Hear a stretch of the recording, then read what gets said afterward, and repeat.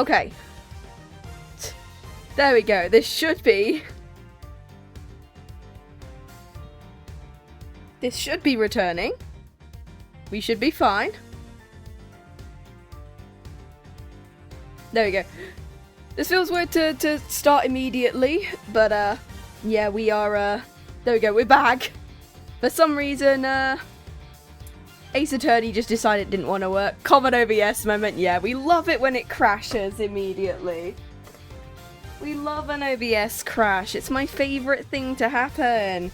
At least it happened immediately, and we're fine. So, let us actually continue case number 5 into the beginning.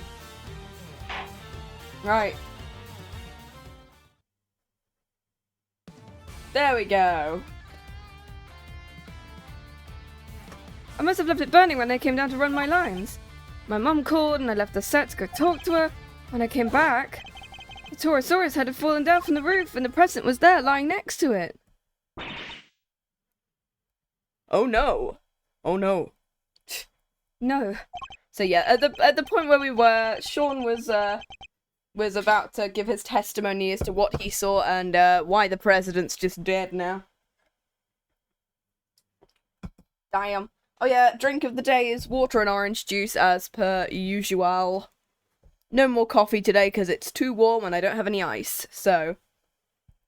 Because I forgot to freeze some again. Yeah, we love it.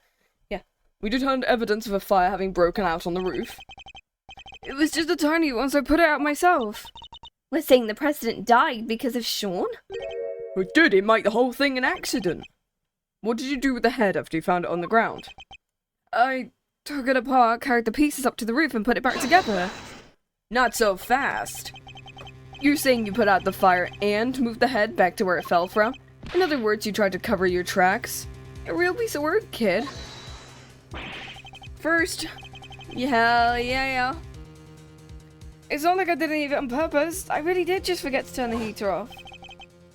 And when the fire had burned through the legs, the table would have collapsed and the head would have fallen down onto the ground below. The fire caused the head to fall. Indeed, and I also have to have an idea about how the fire might have started. Those cans of paint thinner by the heater are pretty flammable. They're not a great place to keep them. And you swear it was an accident? Seemed a little convenient. What was the president even doing here? How the heck am I supposed to know? I didn't see anybody, I swear. Common OBS moment. We love it. I still don't believe you. Why would President Wang come out to a place like this in the middle of the night? His reasons for coming here are something of a mystery, it's true. He met Gavel up on the roof, but he was also here on the movie set. Did he come to meet Shaun? Maybe. I mean, he could be his actual dad, and then Gavel adopted him, which is what I thought last stream. I think we need to go over the boy's statement very carefully indeed. The milk is sweating again, I don't like that.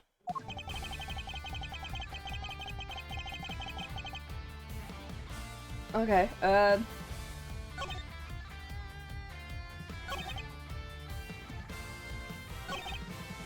when I came back... So you didn't see the president before? Hold it! Do you noticing anything unusual? I don't know, it was dark. He certainly seems even more reticent than usual. I don't think he wants to go back over that memory even more than he has to, Edgeware. I'm sure he doesn't, but is that really all there is? Should I push him? Yeah, sure. Ask him something. It was dark, but you knew it was a body. Well, he did just say he was lying. He didn't say he knew he was a body.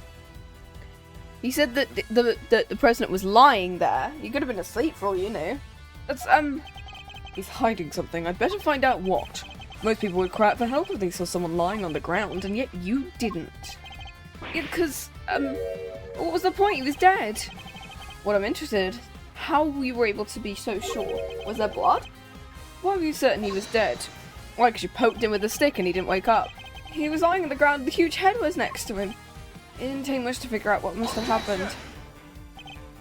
You couldn't have guessed the impact would have killed him, how did you know? I'll tell you how, because you checked. Fine, I checked. I was scared, but you could have just said that you checked the body. That would have been so much easier to say, oh, I checked the body.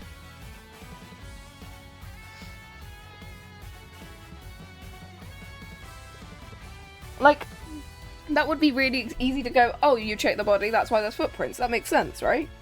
But no. I went up to the body and I looked and he wasn't breathing. So I was right, but why try to hide it? There must be a reason. Could you tell me how the body looked at that point? I couldn't tell if he was dead at first. There's no blood, so I had to be sure. Nothing on his clothes either, it was completely clean. Oh! Nothing on his clothes, huh? But yeah, he wasn't breathing. That's how I knew he was dead. Oh, thanks, Stream Elements. Thanks for being a bit late to the party, mate. Thank you. I'd like to add that statement to your testimony, if you don't mind.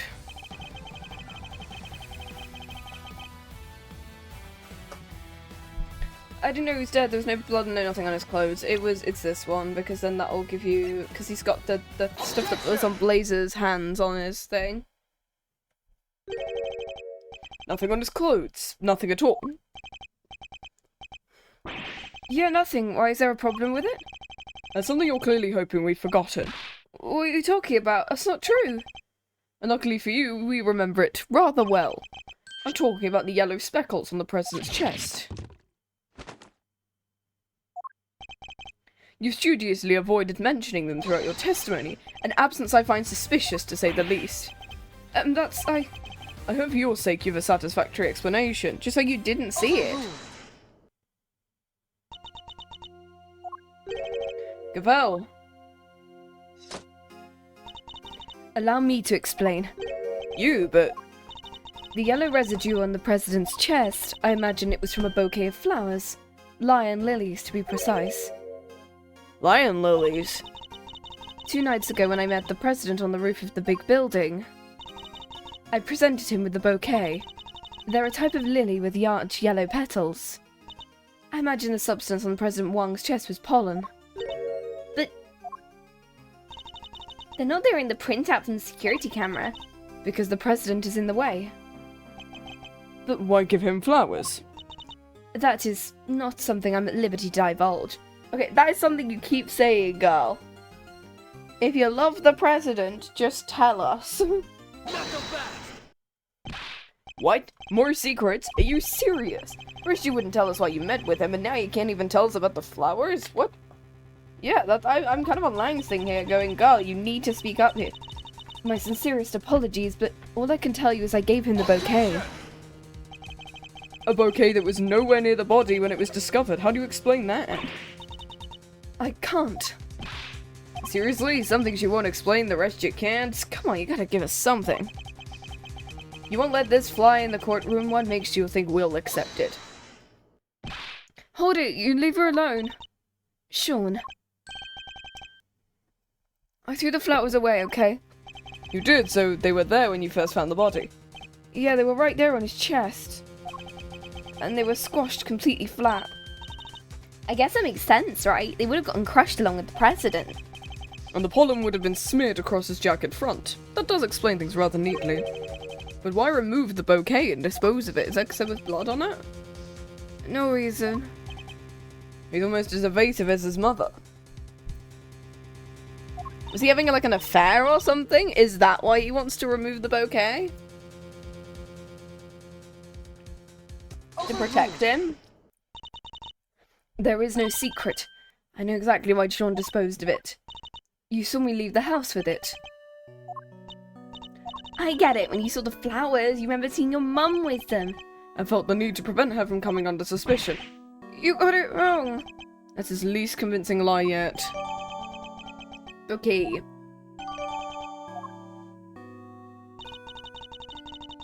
I often decorate our home with lion lilies. I imagine that's why he remembered. So the flowers his mother was carrying showed up on the president's body. And because of that, he got rid of the bouquet and kept quiet after discovering the corpse. Well, that ties everything up nicely, doesn't it? A nice little too nicely for my tastes. What's wrong with nice? Guess you forgot, huh? The kid also told us he was responsible for the head falling. He did, but... He's still our only suspect. The finger of suspicion still seems to be pointing in his direction, but I can think of a far more likely culprit. Who? The person who was holding Shaun captive only till a short while ago. Yeah, he was trying to... Yup. Lucky it wasn't switched on, poor kid might have frozen into a popsicle. He was doing his best to call out for help, which is how we found him. The sedatives have worn off, so he's wide awake and pretty loud. Sedatives, is that what you were given too? Yup, we found the bottle on the floor of the unit. It was even the same brand. 3Z is apparently it's super strong. It's the same stuff that was used on K, okay. Well, Lang, surely that suggests Shaun is a victim and not a suspect. Somebody else has been responsible, and they've been behind all of it. Oh yeah, and this secret mastermind of yours was here last night. That I can't say. Not like you to be so vague, Mr. Prosecutor. You're starting to sound like Gavel. Suddenly, we don't have anything to tie our mysterious kidnapper to the murder of the president. So, is there anybody else? Somebody other than Shaun who could have committed the murder? Blaze, probably. Of course. So I was right, the kid's still our only suspect. Objection! Objection. Not quite, I can think of another. What? Popping that down. Somebody who we just recently proved was right here on the movie set last night. Chairman Winner? You think he killed him? Yeah, maybe. Why not? We've proven he was present. And if he was here, he's as viable a suspect as anybody else, wouldn't you say? Winner? Could he really have? Certainly another possibility to consider. 12 years ago, he was, that number again. 12 is a number! Oh my god! Just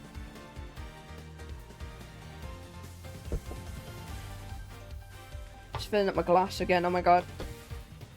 I'm drinking so much water because my vocal cords are absolutely gonna die. Oh, okay, once again, we're talking to him talking about 12 years ago, not about 12 years ago. What happened 12 years ago? It's nothing to do with you. Flashback. Flashback to another time of him telling us about 12 years ago, except he's not, he's being really vague. I think he has to do everything with me. It's clearly connected to this case. And you can prove that, can ya? Go ahead, show me some proof that what happened 12 years ago has anything to do with this. If you can't prove it, the conversation's over. Between recent events and 12 years ago, the...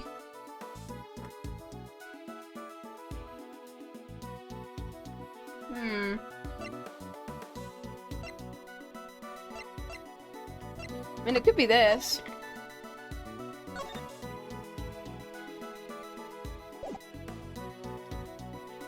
This one does. The forged letter. 18.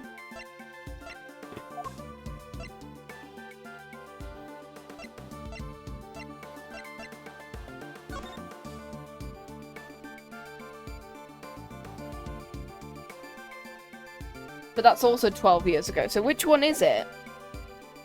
Is it the report at night or is it Rosie Ringer's letter?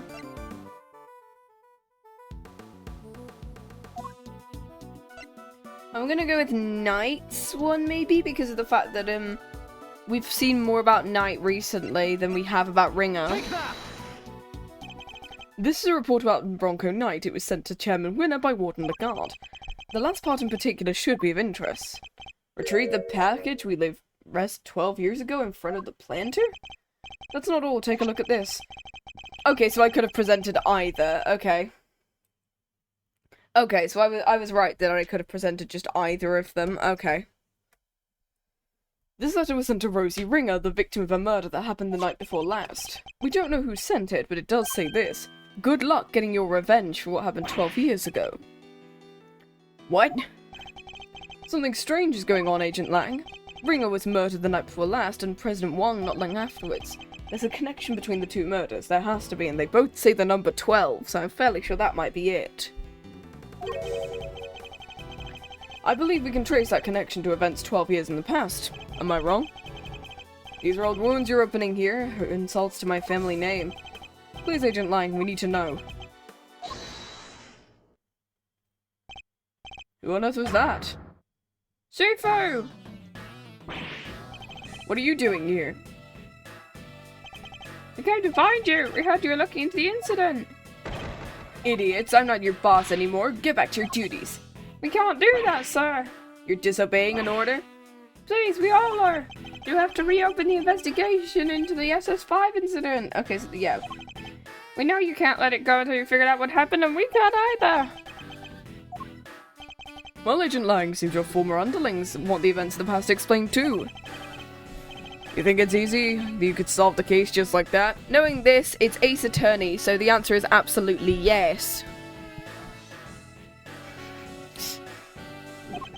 I think we can. Together. Do you want to give me a little... Anyway. Alright then, offer accepted. Yeah, Shifu. Nice, then I guess it's my turn to step up. I'm sorry? You're looking into a case in the past, right? I have something that'll help with that one. You mean Mr. Thief? Sure do. Give me the details of the incident, I can rustle up a little simulation. Sadly, we don't have the files, so, gonna be pretty hard. Huh? How come? Well, access to the files is restricted, top secret. Really? Why? Beats me, somebody must have something to hide. Even I've never seen him. Everything I know I read in newspaper articles from the time. That's fine, just tell us what you can. Alright. Is there gonna be a flashback to him telling us about this again?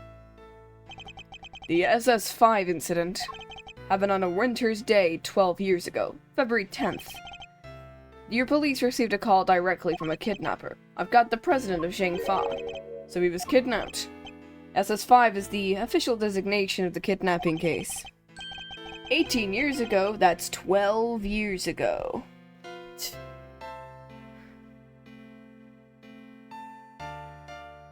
The kidnapper wanted $100 million. Look at the give us $1 million from bloody Austin Powers. 100 million? How much even is that?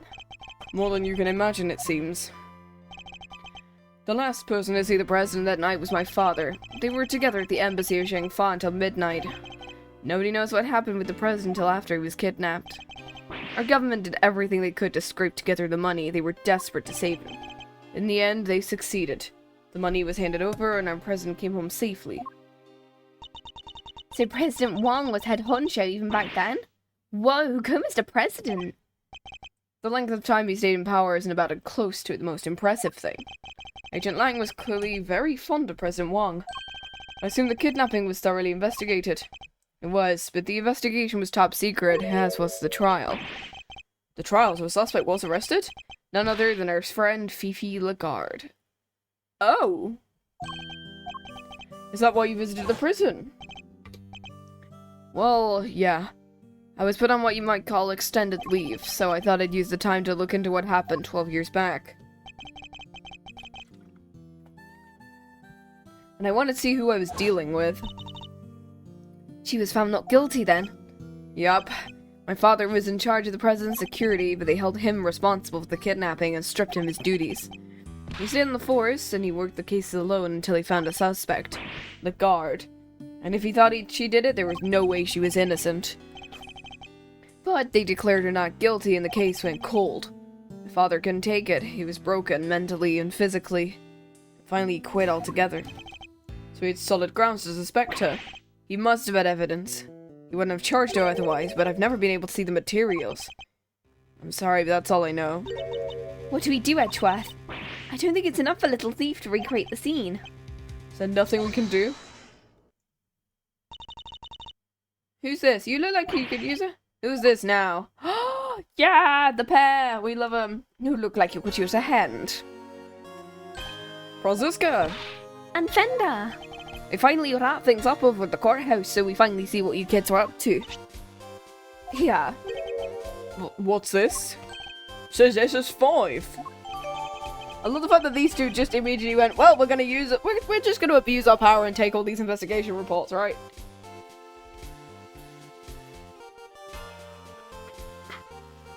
Oh my gosh. I'm drinking so much water. Give me a second.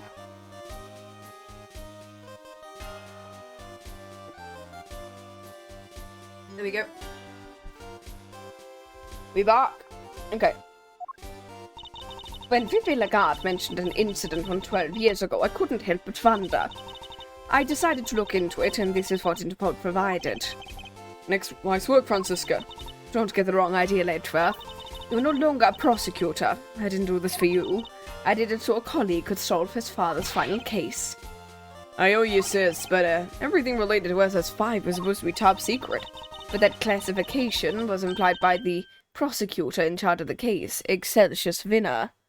Hell yeah, duck facts. He was the prosecutor? Him again? Wow, this guy is really shitty. Don't worry. Due to the outcome of this morning's case, he's been stripped of all of his authority. An outcome that was in no small part thanks to the effort of his own son. I love the fact that Eustace has a new theme. It sounds so cool. Eustace. So in defeating his father, he made the old case file available. Sounds like we owe him. Prosecutor Eustace Vinner is busy wrapping things up after the conclusion of the trial. He asked me to give you a message. Leave Dad and the guard to me. You focus on your case. He's even starting to sound like a prosecutor. Aww. I really want to see time skip Eustace now. I want to see him being slightly less wimpy, and also I want to see him with like different hair. Because my god, his pumpkaboo hair.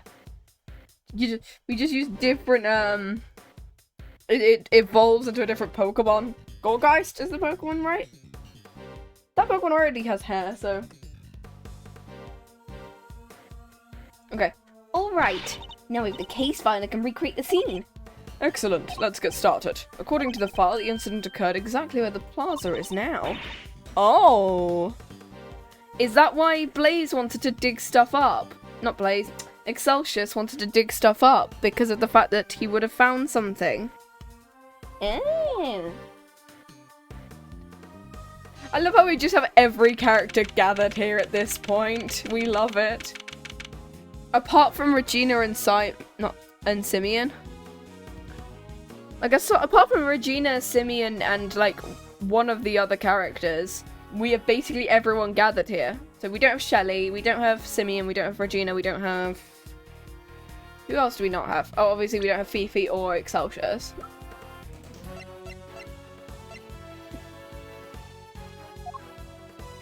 Or Eustace, obviously. Or Bodidon Mechanus, because apparently he's escaped, so he could easily be the kidnapper for all we know. Okay, you could set Mr. Thief in motion. Sure, there's more than enough to work with. Where do you want to start? Good question, let's see. Seems there was an eyewitness. A freelance journalist by the name of Al Fall Down. I'll fall down? Really? That's the pun?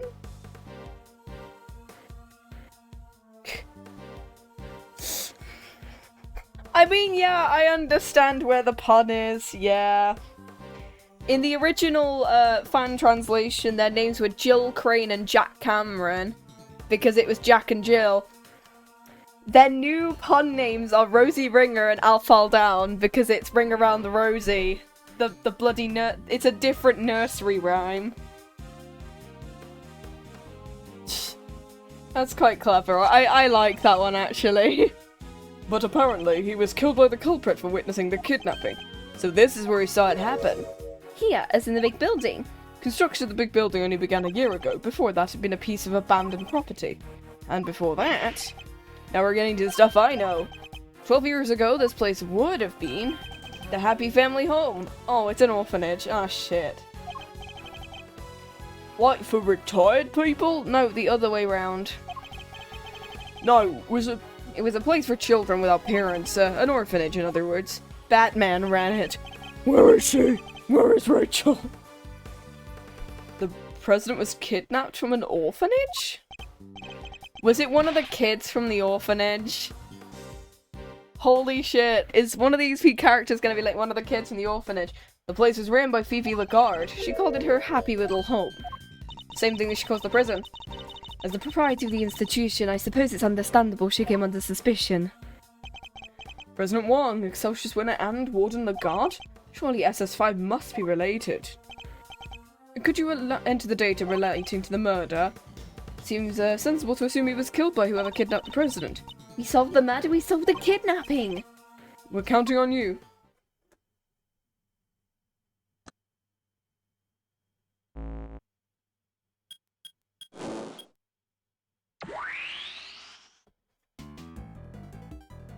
Oh, yeah, murder guy.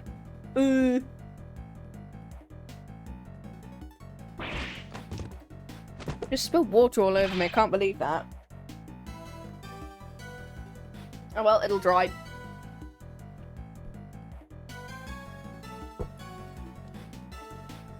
We love it. I'm the absolute clumsiest person in the world. What the heck is this? And I grow to be so blasé towards people's reactions to Mr. Thief. What we're seeing here is the front yard of the orphanage as it was 12 years ago, at least as far as the police reports describe it. This is how it looked when they started investigating at 7 AM the morning after. Seems it had been snowing. From what I heard, the footprints wound up being pretty important evidence. The snow fell in the daytime the previous day. In other words, before the incident. Meaning none of the relevant footprints would have been obscured by the new snow. I think we'll need to pay these footprints some special attention. Yeah. Look at all those footprints. Oh god. Just like there. These footprints stopped by the body. I guess that means they belong to Mr. Aldown, right? You can see it were pretty big. What's that, about a size 12? I'm a size 5! Well, 6 actually. I'm a size 6 in UK sizes. What is like a 12 in the US? Is it just like a 10?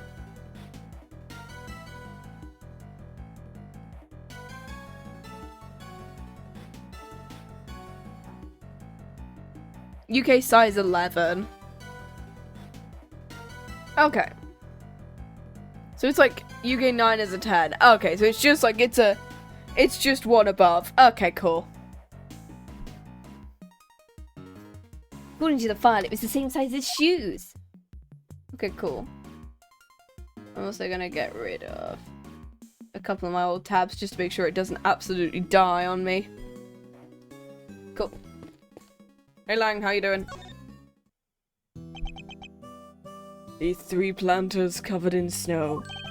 Anything the matter, Lang? Yeah, something's not right. I wasn't able to look into the case file. You've Chairman Winner to thank for that. But what's weird is I've seen this scene somewhere before. I'm assuming that this is, basically where Blaze dug was the 3 planters, and because of the fact that he didn't know which planter, he just dug it through all of them. What? Where? I keep thinking I've got it, but perhaps I should just leave him alone. President Wong changed after the SS5 because he felt his trust had been betrayed. To cut ties with my family completely? My father was desperate to make amends, so one chance to say sorry, but no matter how many times he tried to get an audience, he couldn't. He couldn't even convince him to take a letter. One time, he came home covered in bruises, who knows from where? A bodyguard? Maybe. Sorry, there's no point making you sit through old stories that won't change anything. I've got hiccups again, oh no. I'll be the judge of that. As warm and fuzzy as ever, not that I expect any different. Case ruined my father and my family too. The people who failed to keep the president safe. Threw himself heart and soul into that investigation. Became obsessed, hardly the best state of mind to undertake an inquiry. Really don't pull your punches, huh? Don't go think I'm only doing this because of my dad. The investigation was solid, work was meticulous, it was accurate. I interviewed every single one of those kids and made sure they told him everything. I wonder if he learned anything of value. Okay, cool. These footprints go towards the body and come back. According to the case file, they're thought to be the killers. They're about a size 9. Pretty average, in other words. Size 8. Men's, I'm assuming. Seems the police weren't able to track down who the murderer was from though.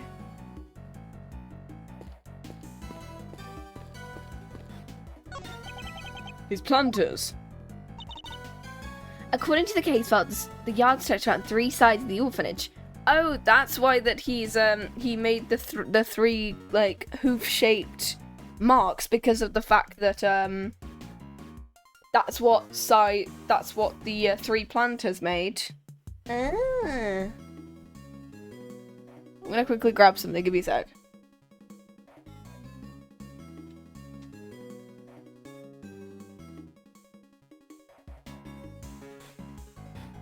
There you go. Got like a packet of crisps now. I'm hungry. I don't know why I feel hungry now. I literally had lunch not that long ago. It's why I started late so I could have some lunch, but like, nah.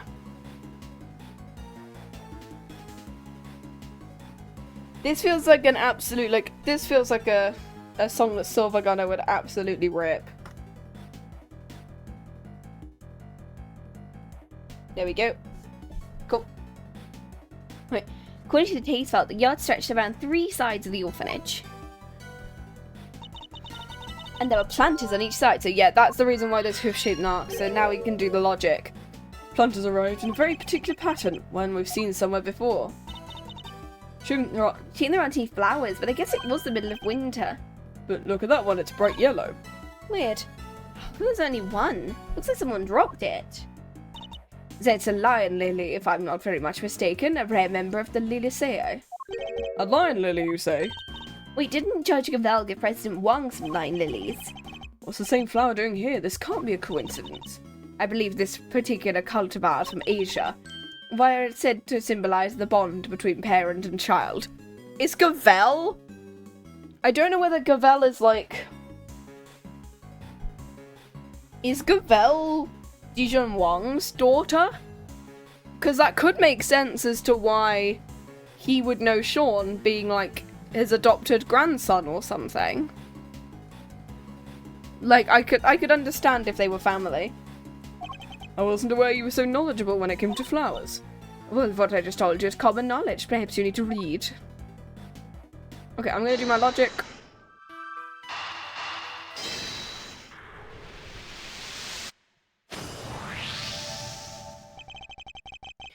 So that's what our monstrous hoof prints really were. Wait, what? Recall the arrangement of the prints, now compare it to that of the planters. Whoa! That's right, I believe the footprints are located exactly where a planters once stood. So Chairman Winner was digging around the front of them. He was, and why might he have been doing that? We have a piece of evidence that answers exactly that question. The note tonight, right? This one? Yeah, right in front of the planter where we left it. Take that! Recall, if you will, the report that Wood and the guard sent to Chairman Winner. In fact, she mentioned something that had been laid to rest in front of a planter. You think she'll be telling them where to dig? Wait, but why then 3? Because the report didn't specify which one she meant. I get it. So he wasn't sure which one, which means he has to try and dig up all 3. I imagine so. Poor Chairman Winner. Why go to all that trouble? What was he looking for? Well, what was ever in the note? Okay, cool. I think now we can look at the body. I'll fall down. I'll fall down. That's great. The man who witnessed the president's kidnapping. But what exactly did he see? Brick. It looks like the blood flowed from the head wound and spread over the surrounding area. Here, this is Mr. Aldown's autopsy report. Struck on the head and died, so yeah, it's brick. And the scout of the scene. I wonder what the murder weapon was, guys. This was the brick used in the murder. Where did it come from? Because it doesn't look like it came from one of the... There's stuff made of bricks all around the yard. They probably took it from somewhere nearby. This sulfur must have belonged to the victim. Yeah, he said he was on a call. A call to whom? His girlfriend seems he called on when he knew the president was there. But she didn't pick up, so he left a message. That's in there too, if you want to hear it. So he's Rosie Ringer's boyfriend. Hey Rosie, I guess you're asleep already. I'm here at the orphanage. Something weird's going on. Wang's here for some reason. There's another... Ah, damn it, the light's out. I can't quite see, but it looks like it was being kidnapped. Ah, shit, I'm dead. What were those sounds? He must have been attacked while he was still on the phone. Agent Lang, may I ask you? Aldown's girlfriend. Ringer, Rosie Ringer, at least that's what I heard. Just as I thought. You mean? A revenge for what happened?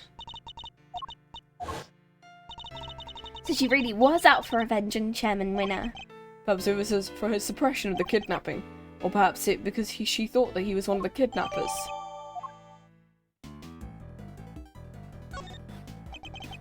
I'll fall down. Freelance journalist, he did indeed fall down. Killed after witnessing the kidnapping. Even in the recreation, it's pretty gruesome. It's even worse than the actual crime scene photos. There is a lot of blood.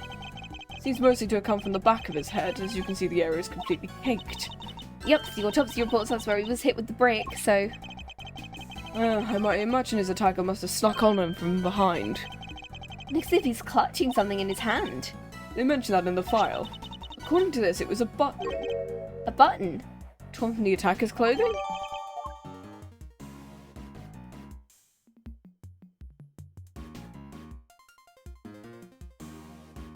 Okay, cool. I think that's everything. Apart from the lily. According to Francisco, they're originally from Asia. Yep, the shape symbolises the pond being painted or tiled. It was the bond between parent and child, Kay. What's the word for being, like... dyslexic with words? That's... I could have that. Blood. Ugh, blood and plenty of it. Died from lots of blood. Blood spread out over the entire area. Doubt anyone could have bled that much and survived. It certainly seems to confirm. Okay, I think that's it. Yeah, I think that's it. I'll put on the camera. So the victim was carrying a camera. According to Volley, recovered a picture. Here we are. No, the sad-ass snowman!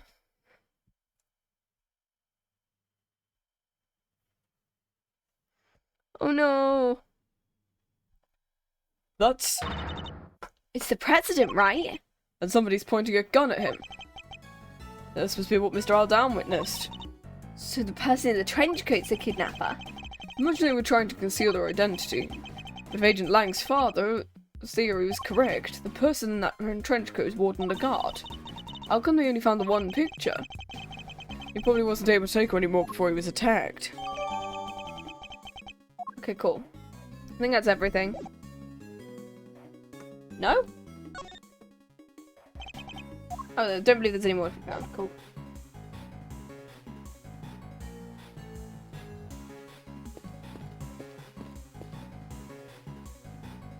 Oh, why can I? Okay, I can investigate this.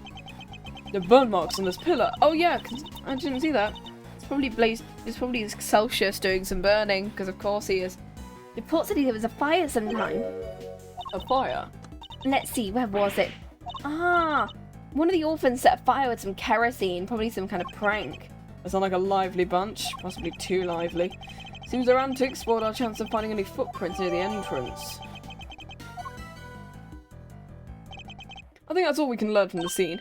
Alright, how about I try to show you things looked earlier on that night? That'd be appreciated. Could you take us back to the moment in which the victim witnessed the kidnapping? Sure, I'll use the photograph he took. Boop, boop, boop.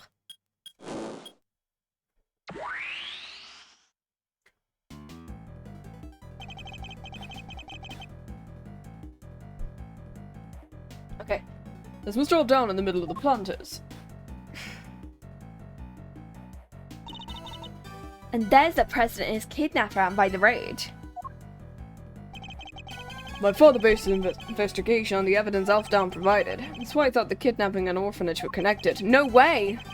That's how we wound up suspecting Lagarde. She was the one running it at the time. Exactly, but when the case went to trial, Celsius put a big hole.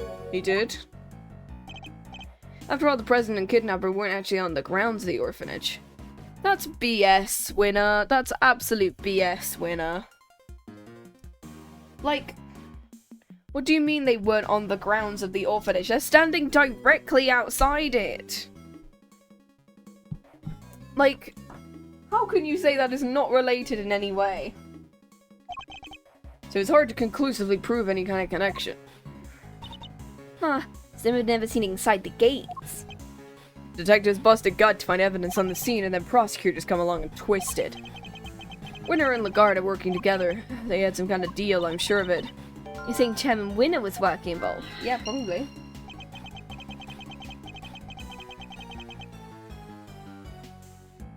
Your father was convinced that Lagarde was the culprit, and you see he was a gifted and thorough investigator. Then he must have had more to support his theory than just Mr. Aldown's message. Yeah, he must have. I just don't know what it was. It wasn't exactly a case he liked talking about. Agent Lang's father, Dai Long Lang. Wait, did they actually just keep his name? Oh no, it's Da Long instead of Dai Long. Because in the original it was Dai Long Lang, I think. Just an ally and confidant of President Wang. He discovered truths that were subsequently suppressed by Winner. Our first priority should be finding out where they are. The incident.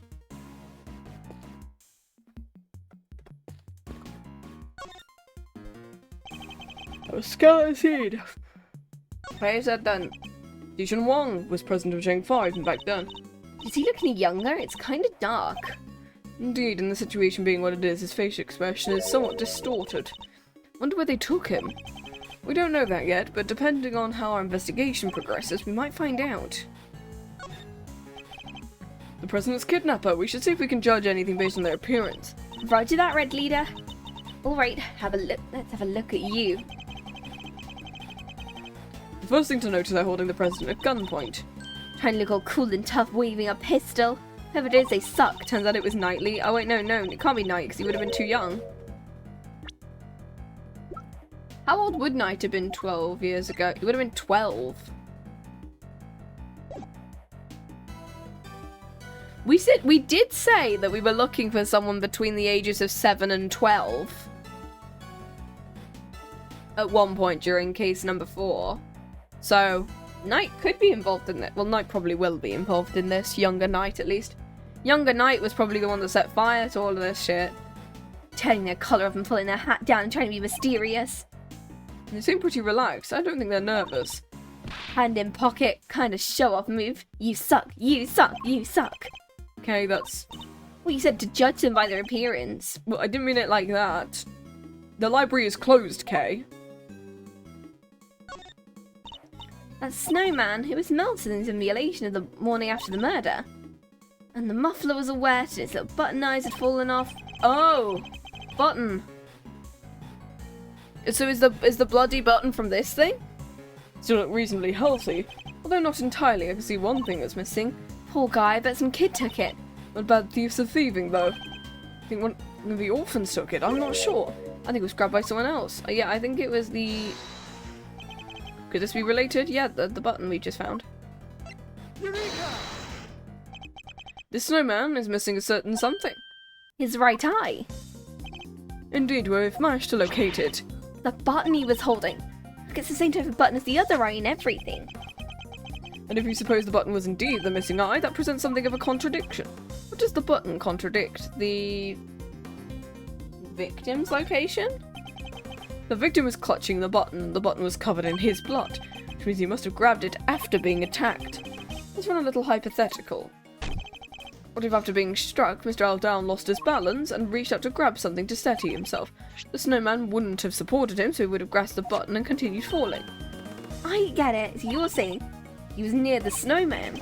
Within arm's reach, then whose footprints are they? And he's currently nowhere near that close, so the two people... I think it was two kidnappers, I agree. And the two footprints...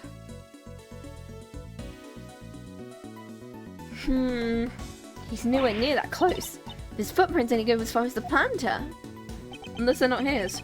Yeah, what if they weren't his? I think we need to look at the prints again. I'll take us back to the scene where Mr. Aldown's body was found. Boop. Boopity boopity boop. But the footprints on the left definitely matched up with Aldown's shoes, so what's the deal? Let's take another look and see if we can figure it out. A body has been discovered! Can we really be sure these are Aldown's footprints? They're the same size and the prints match his shoes. Well, somebody could have easily just worn his shoe. Somebody could have had really similar shoes maybe, or changed what shoes he was wearing in order to make it look like he died over there. He also goes straight to the middle of the plant is where his body was found. As we've established, he was attacked. He fell and grabbed the button for the snowman. Gosh. Being a great thief, I know a few contortionist tricks, but even that would be way beyond me. Some average Joe stretching his arms? That's practically impossible. I think we can be reasonably certain the prints were made by the shoes the victim was wearing, but can we be certain they were actually the victim's shoes? Perhaps we could take another look at them. Shoes. Let's look at your shoes, little man. These shoes, as the case file says, they match the footprints, but these aren't the victim's shoes, I'm sure of it. What do you mean? Look how the laces are tied, don't they look a little strange? What's more, they don't appear to fit properly. Oh, so his... I'm assuming his footprints are the ones on the right. I wouldn't be surprised if somebody, like, ripped this on Silver Gunner with, like, All of Me or something. I don't know, or I can't remember which bloody Sonic song it is, with that little descending bit there.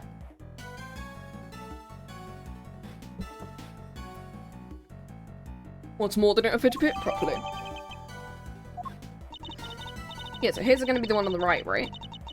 These prints, they go right up to where the victim was found, they stop right by his feet. But they didn't actually belong to him. So the prints by his head, the ones that lead away? No, I don't think so, they're too small. So neither set belongs to him? How did he get there? That's easy enough, he didn't walk. He was carried by the killer. Okay, where did the murder take place? Was it really over by the snowman, as we suspect? Yes, so we gotta...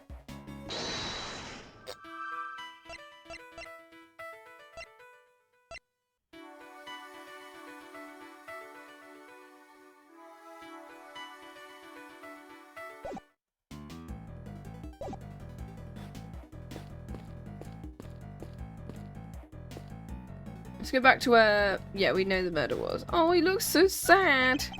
Albaon's body was moved. How else do you explain the button clenched his hand? I suggest he was killed somewhere near the snowman. Better take a closer look. Oh, scour the scene. Oh, look, missing brick. Look, there's a brick missing. I'll give us some logic. The rest of the brickwork looks fine. Strange that just this one's missing. Poor snowman, he's not looking good. Can't be helped. Snow and ice eventually melt. That's just how it is. And so do mysteries. All you have to do is wait. The snowman of the case will melt into the clear water of truth. All you have to do is wait. I have to work to solve these mysteries.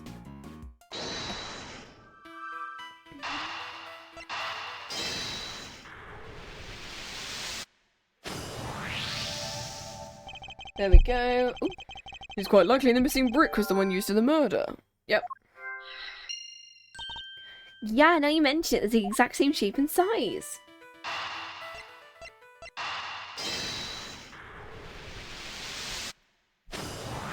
Cool. I think we have to conclude the murder happened by the snowman. Right, the button came from there and the brick too. And what's more, if the murderer took the brick from right by the snowman and then tried to sneak upon the victim all the way over by the planters, Aldan would have seen them right away. I think we need to update the simulation. Aldan wasn't standing by the planters, he was next to the snowman. Alright, here goes.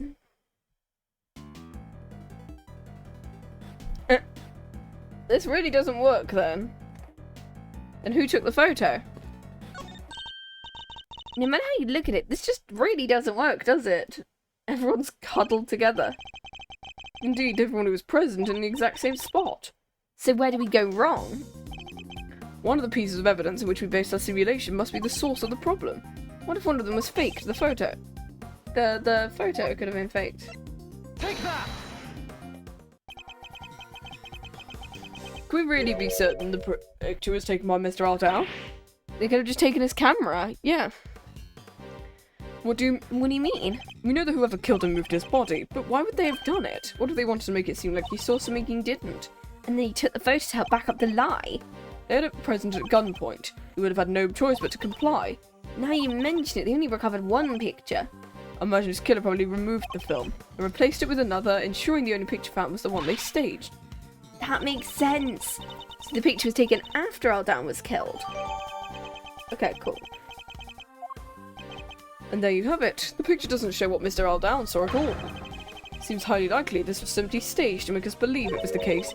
So where was the president when Mr. Aldown saw him being kidnapped? Luckily, the photograph isn't the only piece of evidence we can use to try and figure it out. Yeah, he left a voicemail.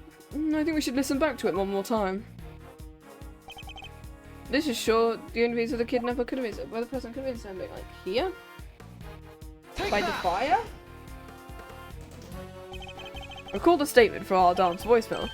Damn it, the light's out. 2 of the lights in the yard are broken. He must have been talking about the one over by the building. Could you update the simulation? Sure.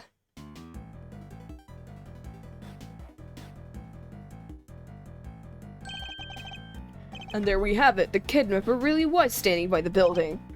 Yup, which would certainly have strengthened the theory they were connected to the orphanage.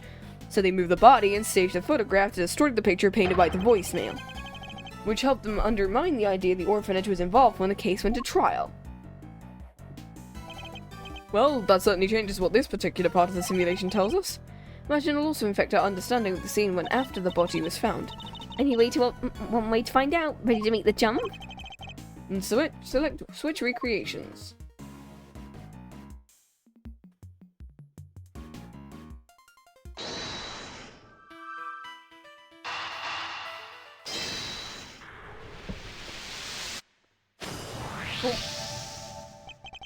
If Winner was involved in President Wang's abduction, seems likely that whatever he dug up yesterday has to do with the kidnapping. I get it. You do? You bet I do. We're talking treasure, right? Loot. Must have been digging up the ransom money. We're in the middle now. We are in the middle. Okay, thank God. I was about to say. I'm assuming this part's the only middle, and then there's going to be like 2 latter ones or something. He must have been digging up the money. $100 million is an awful lot of cash. Burying it would have been a good way to keep it hidden. Certainly seems like a possibility. Glad you agree. Okay, cool. Yeah, we said we wanted to switch it to when the body was found, right? What is it? I want to show you the scenes reported in the police case files. There we have it. Oh, look! Why is there blood over here, then?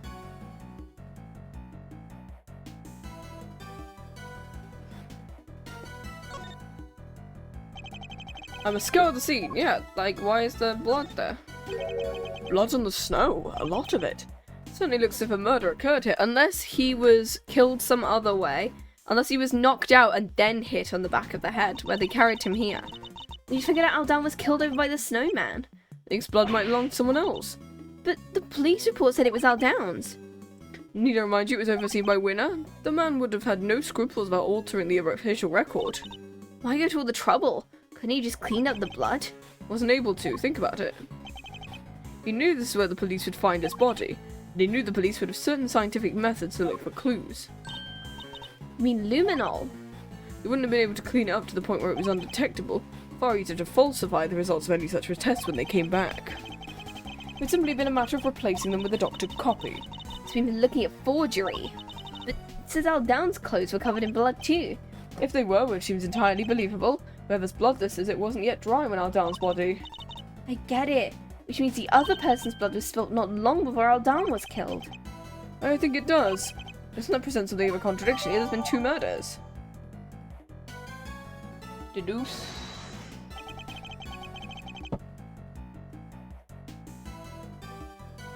Could this be related to the evidence? I mean, we don't know whether the other person's going to be killed because of the fact that the fire went out, right?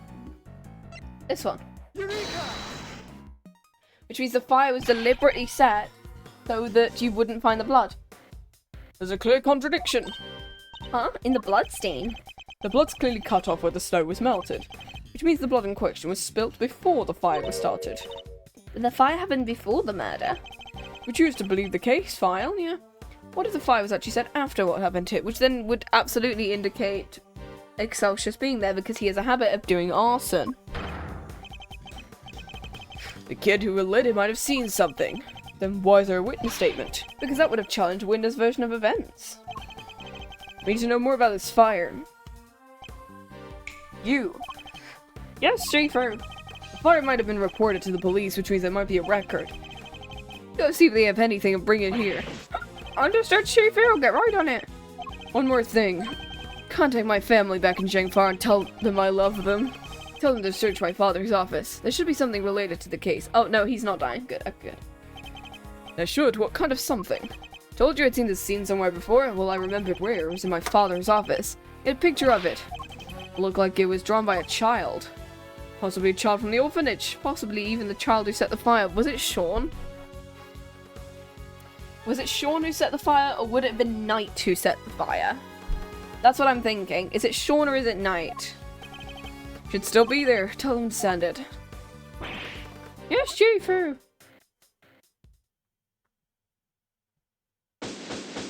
Complete! Woo!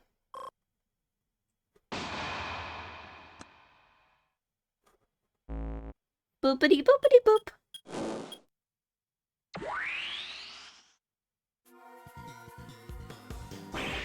Shifu, I'm back! Where did the orphanage go? I brought everything the police had on fire. I also brought the picture from your office, and one more. About time we kept you. Hand it over.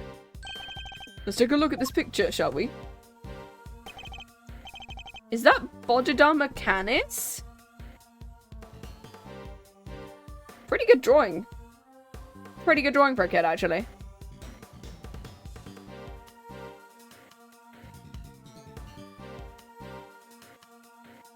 Was the Torosaurus plushie for his, like, actual son, and then Canis came and killed him? Could this be a depiction of something that happened?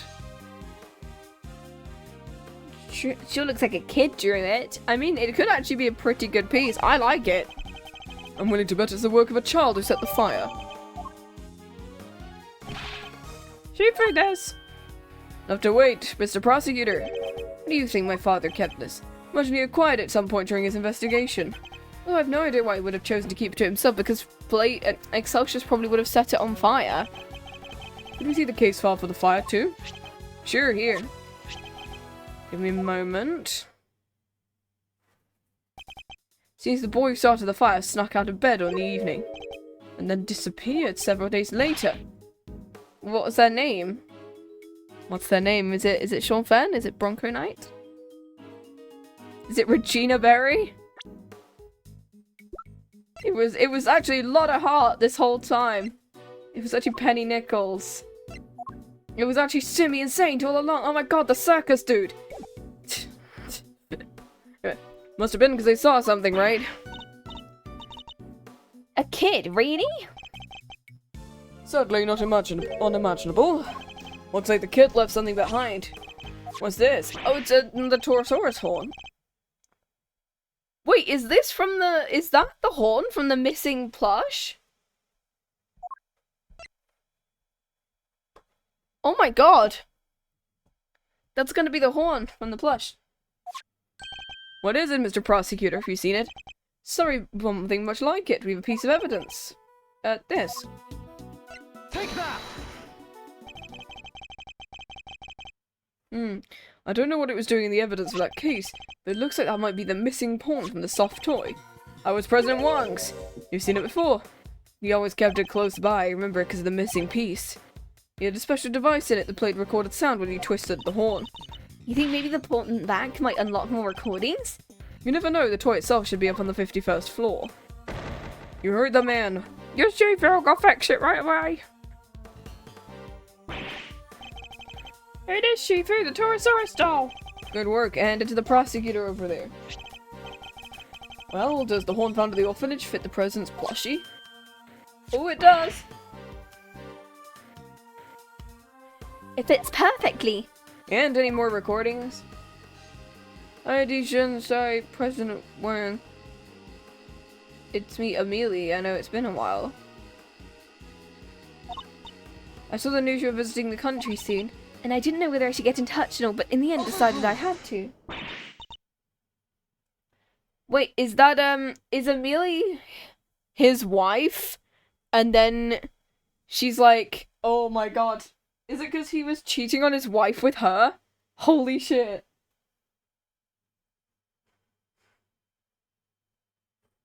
Turn it off right now.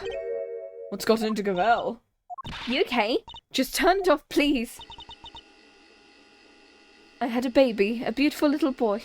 Your beautiful little boy. That's pretty much all I had wanted to tell you. Except I called him Shaun. Shaun Fenn. It has a nice ring to it, don't you think? Amelie Fenn is his, like, wife or is something else. So she adopted son. Shaun Fenn? The kid? And I'll be at the orphanage on the evening of the 9th, waiting in the front yard. I thought you could meet him if you like, even if it's only this once. I know you're a very busy man, but that's where you'll be. Goodbye. Aww. Oh. Thank you for the head pats. He was my dad? He was my dad? Shit, man. I was not expecting that one. I'm so sorry, Shaun. Can you explain what the heck is going on, Gavel? Shaun isn't my biological son. I adopted him. And he was aware? Of course. His mother, Amelie Fenn, she died 5 years ago. We were cousins. Aww. But we were also friends. The best of friends. People mistook us for sisters. When she died, it seemed only natural Shaun should come and live with me. Oh, So she... Oh, that's really cute.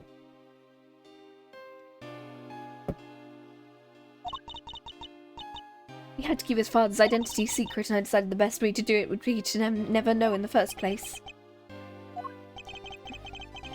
there's quite a lot to learn from a recording made on a seemingly innocent toy. I guess Shaun's mother must have recorded the message and sent the plushie to the president. Hey, Yes, Shaun? he was really my dad? I'm sure. Before you were born, your mother worked for a time as a diplomat in Jingfa. Makes sense. The line of work might have brought her into contact with the president. Wink, wink, nudge, nudge. You told me she worked at the orphanage. She did, but only after she returned. After she quit the diplomatic service. She always loved helping others. The orphanage was perfect for her. Not so fast! Sorry, Judge Gavel, but I have to ask. Amelie, the lady who asked the president to come, why didn't she show up herself? Why isn't she anywhere in the files? She never made it to the rendezvous that night. Someone was tailing her. Oh, but that was Chairman Winner's doing, though sadly we can't prove it. Because she couldn't make it, she never saw the president again. And then she died. Can't believe you see for Shaun. Shaun, are you thirsty? We could go get a soda if you wanted. My treat. I think I saw a vending machine. You think I can't buy myself a soda? It's important. It's about me. Oh, that didn't work at all.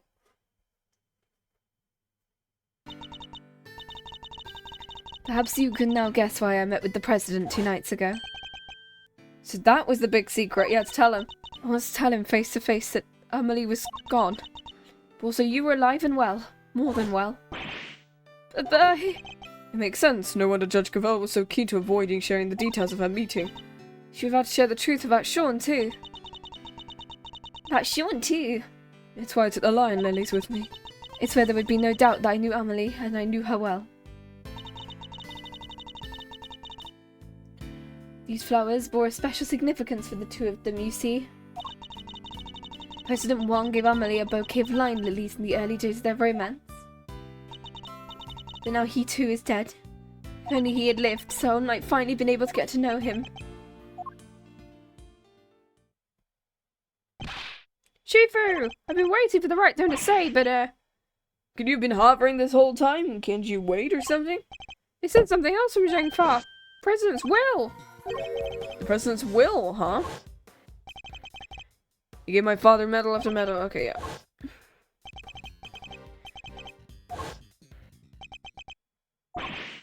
This is...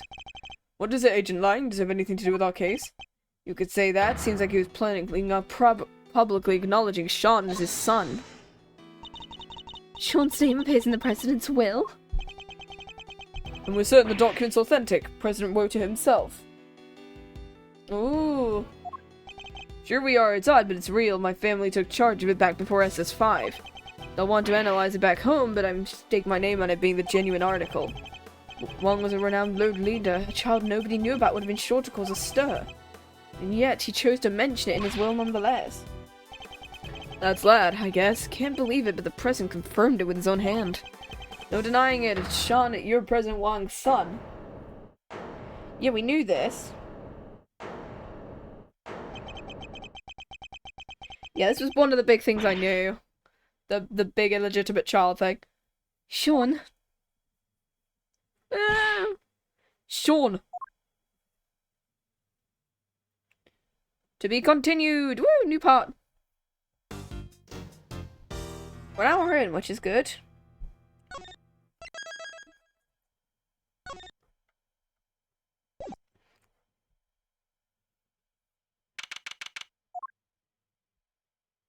She looks like she's floating whenever she's walking.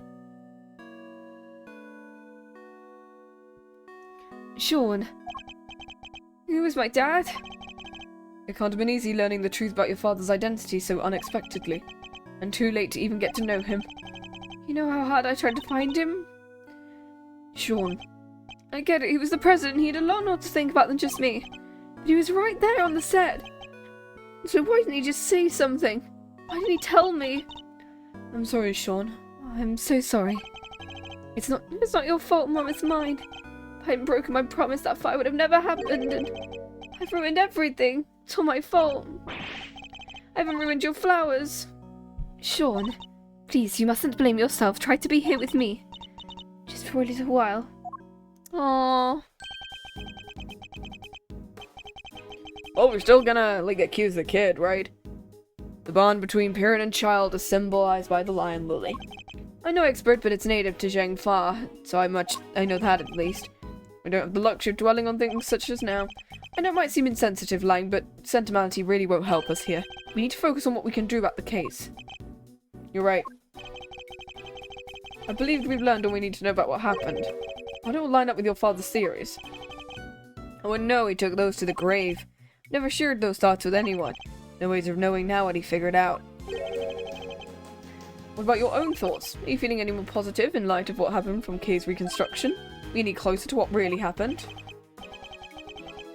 You know, I think we might be. My father's footsteps are starting to become clear. All we need to do now is follow them. All the way to the truth. Okay. The president went to the orphanage that night, that much we know. The Torosaurus truly proves it. He must have gone there to meet with Amelie Fenn. I don't actually know what the pun name of Amelie Fenn is. I think it is just generically there. I think it might also be like an actress. I don't know.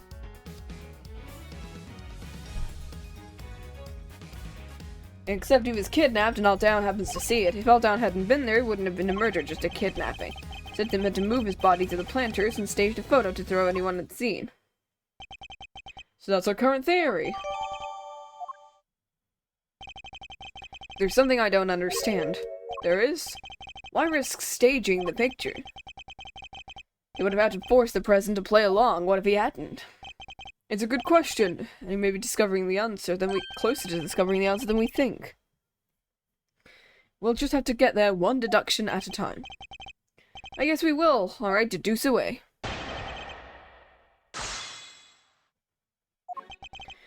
Okay, that's correct.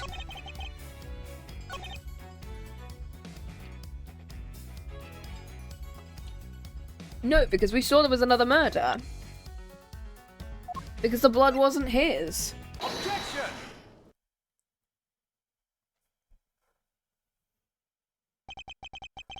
You're saying there would have been no murder if Aldown hadn't witnessed it, but is that really the case? Why wouldn't it be? The main aim was to abduct the president, right? If there hadn't been a witness present, they wouldn't even needed to murder anyone. And yet it remains possible Aldown wasn't the only person killed. There was a large pool of blood between the planters, but Aldown wasn't murdered open by the snowman. It can't have belonged to him. I love the idea that somebody who has not seen this whole thing is like, what the fuck is the snowman? We're in the middle of summer. What if all that blood by the planters belonged to someone else? Oh, come on, Mr. Prosecutor, you realize what you're saying. I do, it's hard to believe, but I'll be the first to admit it, but that's what the evidence suggests. Not just one person was killed here 12 years ago, but two. You're saying they covered up a whole separate murder? But whose? Who else was killed? It might have been whoever committed this homicide. They even seem to have been able to avoid being mentioned in the past. It might have been Fenn herself. Oh wait, no, Fenn died 5 years ago. Not 12. Didn't quite get rid of everything. We have a piece of evidence from 12 years ago they never managed to erase. The, okay. Take that! Excelsior's winner tried to shroud the existence of the other murder, but there was one piece of evidence he wasn't able to suppress, thanks to the efforts of your father, Agent Lang. My father? Cast your mind back. Something else was hidden along with all the evidence from the crime scene. The existence of the child who set the fire in front of the orphanage. But why would Winner wish to erase him from the record? Because he saw something he shouldn't have. He did? It's right there in this picture. That's Canis, so... I think we're going to agree it's the president, and that's the Torosaurus toy, but who's that standing across from him? Canis. Take that! There we go. Eastern robes and a black dog that can only be bodied on by Canis. What? The creepy assassin dude? And what would a hired killer be doing in the presence of a president? I can only think of one thing. It wasn't a kidnapping that occurred here 12 years ago. It was an assassination. Huh? And Warden Lagarde and Chairman Winner were... I think they were complicit. More than complicit, in fact. One provided the venue. The other suppressed the testimony of the child who witnessed it. Aldown was murdered because he was witness. Well, he witnessed it was actually an assassination, and not the kidnapping he thought to be. You think I'm an idiot? How could the president have died? It's what? Oh, because he was... They said... Remember what I literally said yesterday? That he has body doubles? Do you think that's what happened? They simply just replaced him? I joked about the cloning thing happening. But that might actually be right. Holy shit.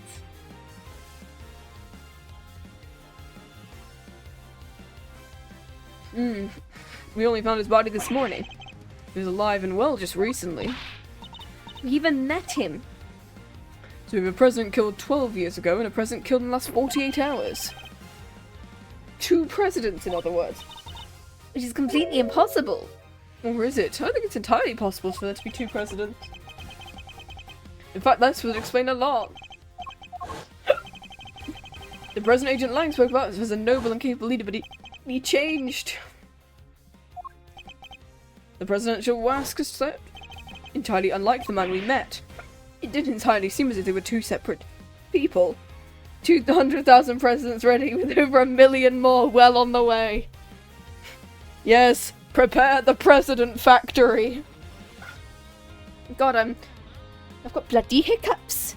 The president has body doubles? Where'd they find other people so buff? I don't think he's buff, they just vacuum sealed him and so he looked like he fit the presidential shape.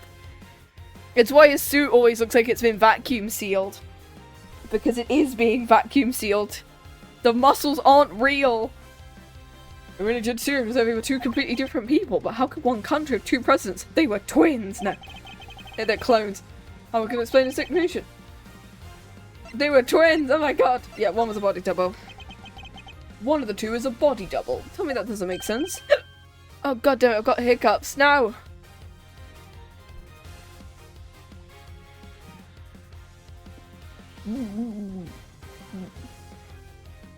I have to like do a crap method for getting rid of hiccups, and it's me just blowing up my cheeks and drinking water, and it's me going, ah! This is what happens when I drink water too fast. I have to drink more water. A body double. President Wang was a man of great power and influence, a figure on the world stage. There must have been countless attempts on his life, such as the one at Court Lake only a few days ago. It's true, there were a few assassination attempts. But that doesn't mean I'm about to accept there was more than one president. Do we have any proof?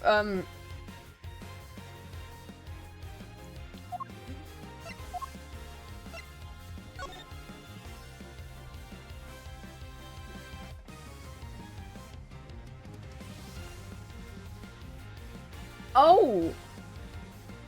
President's presence at the embassy until midnight. He was in 2 places at once. You can hear my crappy hiccups now at this point. Oh my god. I don't think he's noticed a contradiction. Or is he just unable to accept it? What's the matter, Mr. Prosecutor? You're pretty quiet. Anomaly fence recording. She asked the president to be at the orphanage at midnight. Like a gremlin. But it shouldn't have been possible for him to be there. Huh? How come? Because he was supposedly still at the embassy with your father, Agent Lang.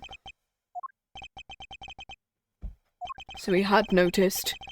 The only way he could have been in two places if there were two of him. Ooh! So the real president was the one who... Died 12 years ago? I think it might have been. Aww.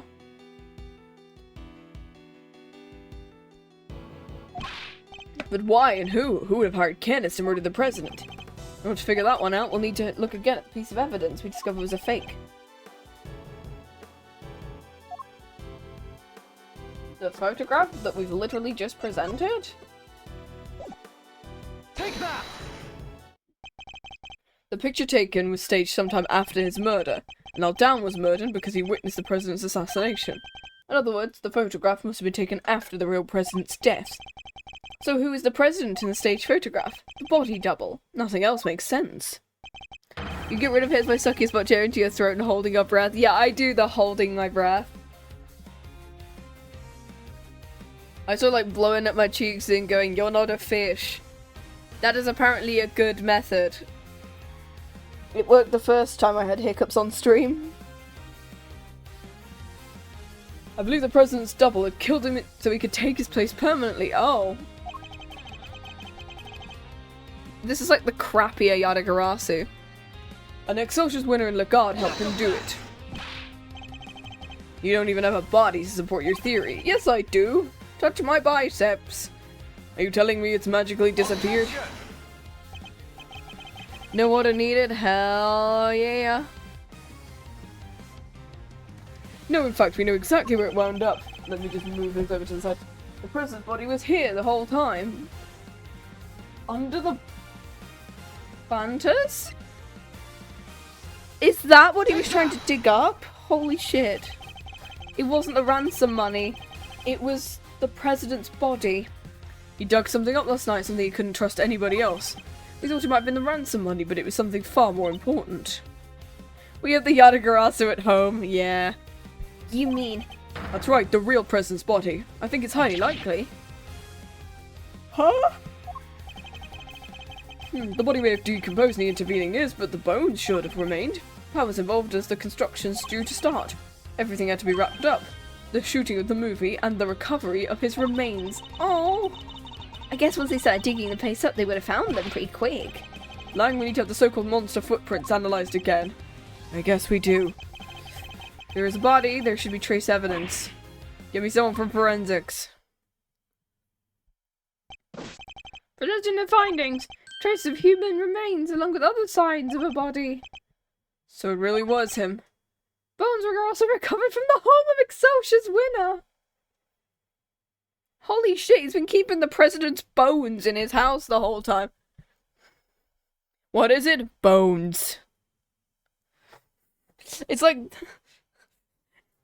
Danganronpa all over again. Here's your dad's bones in a box. Here you go, Shaun. Happy birthday. The physique looks to be about right and dental and medical records are a match. No doubt about it. So I suspected the real President Wang was killed 12 years ago. And the kidnapping was in fact a homicide. Shit. Wow, so it really was a murder. He's taken so many twists and turns of something to lose track. Should we summarise our findings, yeah? Good idea. Let's go everything from the point when the president arrived at the orphanage. Make a comic book now. Hangman's Gambit. I haven't played Danganronpa in years. But I still remember that hell. 12 years ago, the real President Wang visited the orphanage. His aim, to meet his son. The footprints were originally assumed to be those of Mr. Aldown. It seemed likely to have been made by the President upon his arrival. But instead of being greeted by his child, he was met by the assassin, bodied armor Candace. That's sad. He was hoping to see his baby for the first time. At least with Canis, we can be sure the job was swiftly and effectively completed. After the assassination, another tragedy occurred. Our Downs murder seemed to witness a key moment in the evening's proceedings. The moment when our culprits, the so-called kidnappers, took the president's body around to the side of the building. Yeah, I still have no idea how the hangman thing works. Fair. It's not even hangman, it's just kind of like, you have to do the letters in order. And some of them aren't even good words. Staring at you, Danganronpa Chapter 2. Game number 1. That was the sight that sealed his fate. We've now established he was standing by the orphanage gates at the time. Far enough away they believed what he was seeing was the abduction. At which point, the body double who come to meet up with his co-conspirators walked right behind him and bonked him over the head, leading to our unfortunate eyewitness being murdered by the man who was plotting to replace the president. So it was the body double who moved Al Down's body. I think it probably was. But none of the footprints could have been his. Actually, I think they could. In fact, we have a piece of evidence that proves how that particular trick was achieved. What shows the body double managed to move the body without leaving any footprints? He just stepped in the same footprints. These? Not actually Al Down's shoes. Yeah. Take that! What if the president's double moved Al Down's body like this? After killing Al Down, he could have carried them to the other side of the entrance. Given his job was to look just like the president, he would have been wearing the same shoes, meaning if he stepped exactly in the footprints left by the real president... Of course, it would be the same shape and size! Would have looked like a single set of footprints! So that's how it went down. I'm glad we figured it out. But there's one thing I don't get. What? Why they need to pretend there was a kidnapping? Al Down had seen the president at the orphanage and left a message on Ringer's phone describing what he thought he saw. It would have been impossible for the conspirators to erase the message, so they had to make it look as if the events described in the message were true. By staging a kidnapping like the one he thought he saw.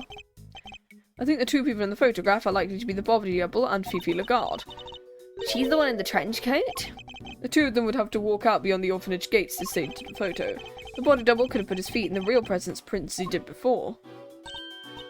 So the other set of the footprints were hers. The ones we originally thought belonged to the killer, yep. About size 9, too small for Chairman Winner. Which means the kidnapper must have been placed by Warden Lagarde. She's got massive feet. Because that's like a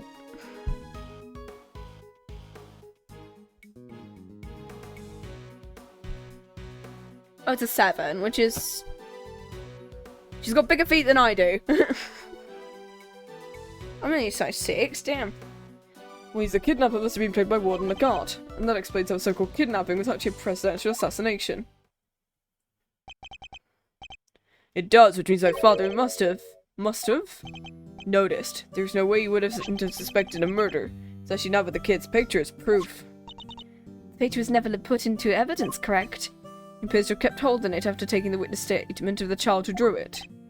Because he knew President Wang was dead. What? Who was the child? He knew what would happen if the news ever got out.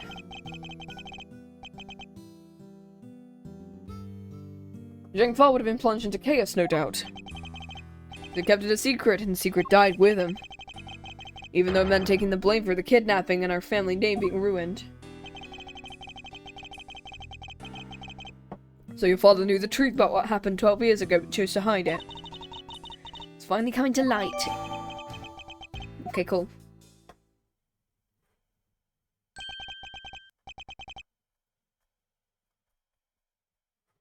Oh, this is, I wonder who this is possibly gonna be. Is it indeed intriguing? Huh? What? Who's there? Oh, hi, Canis.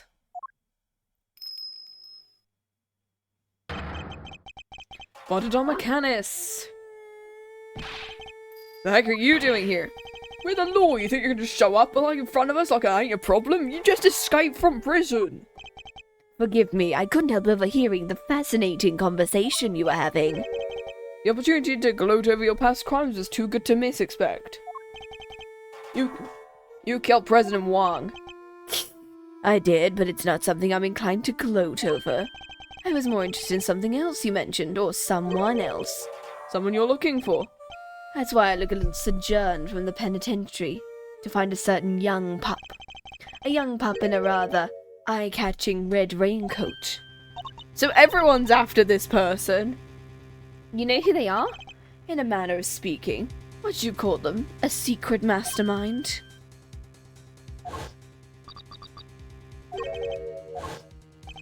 The prosecutor looks a little surprised. He does. The young pup I mentioned saved my life 12 years ago. Escape from prison and go meet the guy who arrested you to go say hello. You've surmised. It was I who killed the president.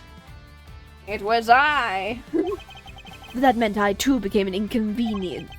The imposter president, winner, Lagarde, all of them were keen to guarantee my silence.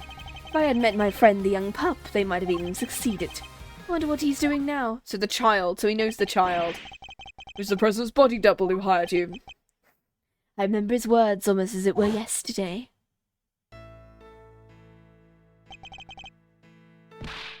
You know how many times?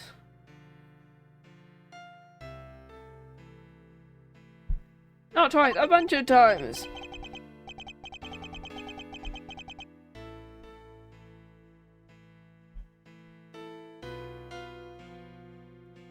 Why do I have to take all the risk? Why am I always the one put in danger? When I was out there being him, people treat me like I was him. They worship me.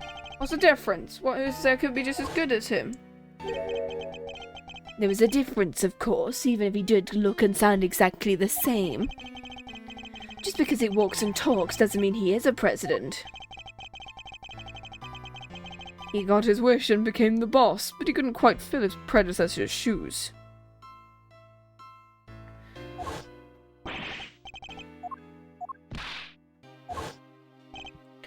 Seems the king and his knight were much the same.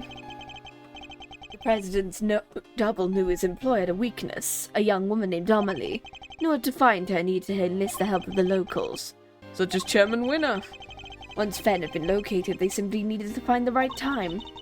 The meeting she arranged that the president could meet would have been the perfect opportunity.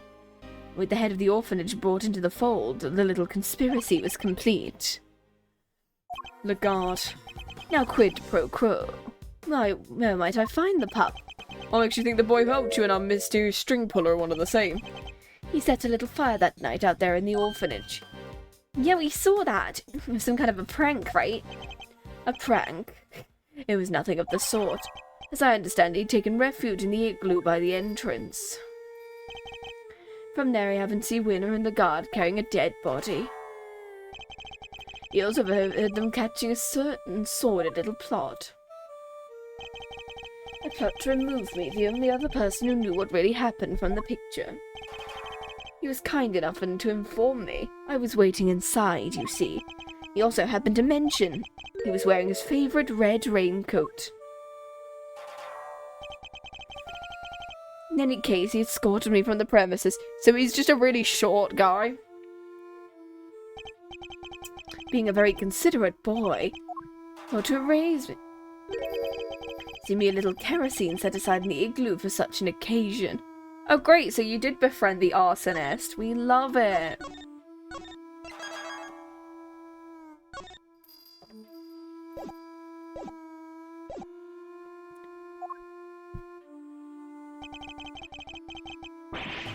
So he spread it liberally and set himself a little fire. He was the joke that I literally said, I covered the place in kerosene! You know this place is literally not made of... Like, this place isn't gonna burn down. From literally last stream. That's what the fire was for. Must have been ever so beautiful. Lagarde and Winnow were positively enchanted. While they were distracted, he took me up to usher me out of a side entrance. Never answered my question. You really think he's the one behind it? I do indeed, don't I, Helmut?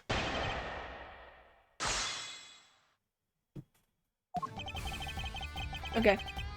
Is I who killed the president? Yeah, we know. I became an inconvenience to guarantee my silence. Again? Again? What do you mean again? So the two of you have met before? On a cold and lonely Christmas Eve 18 years back. 18? That long ago? On that occasion, it was I who saved his life. It was snowing more than it had in years and cold enough that death was freezing. I'd taken Helmet out for a little walk. Wait, so this is case number 3? Because case number 3 also happened on Christmas Eve 18 years ago. Oh crap. Is it gonna be like Dane Gustavia's kid? It could be Dane Gustavia's kid, and then for some reason when Dane said he no longer needed his kid, for some reason, he decided to take him on. I don't know. I'd taken out Helmet for a walk. He noted out something and bounded through the snow. When I caught up to him, he was sniffing at a car. The doors were frozen shut. Took all the strength I had, but I managed to open one. Inside, I found 2 young boys shivering and semi-conscious. Yeah, they'd been kidnapped, it looks like. 2? When I found them even an hour later, the poor wretches had never made it. I took them both to a nearby orphanage. Yes.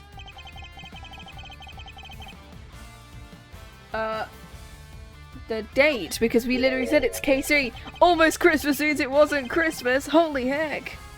This is on Christmas Eve. I am. Holy smokes. Here's something that shows why that date's so significant. The IS-7? Which one's IS-7? This one. It's the same day on which a certain incident occurred. No way! An incident in the aftermath in which 2 children went missing. The son of the victim, Artie Frost, and the son of the murderer, Carmelo Gusto. Oh, you mentioned it. The little guys did go AWOL, huh? Intriguing, the son of a murderer and the son of his victim. I suppose it would make sense. One of the boys was bound hand and foot. That must have been part of Frost's plan to stop Gusto's son from getting to the competition. Because without his son to chase his creations, Gusto would have had no chance of winning. So that's what was behind it all. Sadly, neither of them were able to remember any such details. I'm sorry, is this some kind of bullshit plot where it was like, oh no, they were frozen in a car for an hour, so now they have amnesia? They weren't. When they met each other again on that night 12 years ago, the young pup explained it. They really were on the brink of death, and the shock of their experience caused them both to lose their memories? I don't think that's how it works, but sure. They weren't even able to remember their names. So, you wouldn't have known they were Mr. Frost and Mr. Gusto's kids? If what he's telling us is true, that would seem likely, yes. I mean, considering that, like... Did one of them look like this by any chance? Which means you still don't have enough to tell us who our mastermind might be. I mean, considering that, like, there aren't many characters left at this point. We've got Simeon, Will, Regina, Bronco, who's dead. Shelley's also still here. So much PTSD they forgot, exactly. Canis, would you mind telling us what happened? By all means. The pup and I remained in contact even after I was sent, but I stopped hearing from him. And then people from 12 years ago started cropping up. It piqued my curiosity, so I thought I'd temporarily regain my freedom. What, you kept in contact?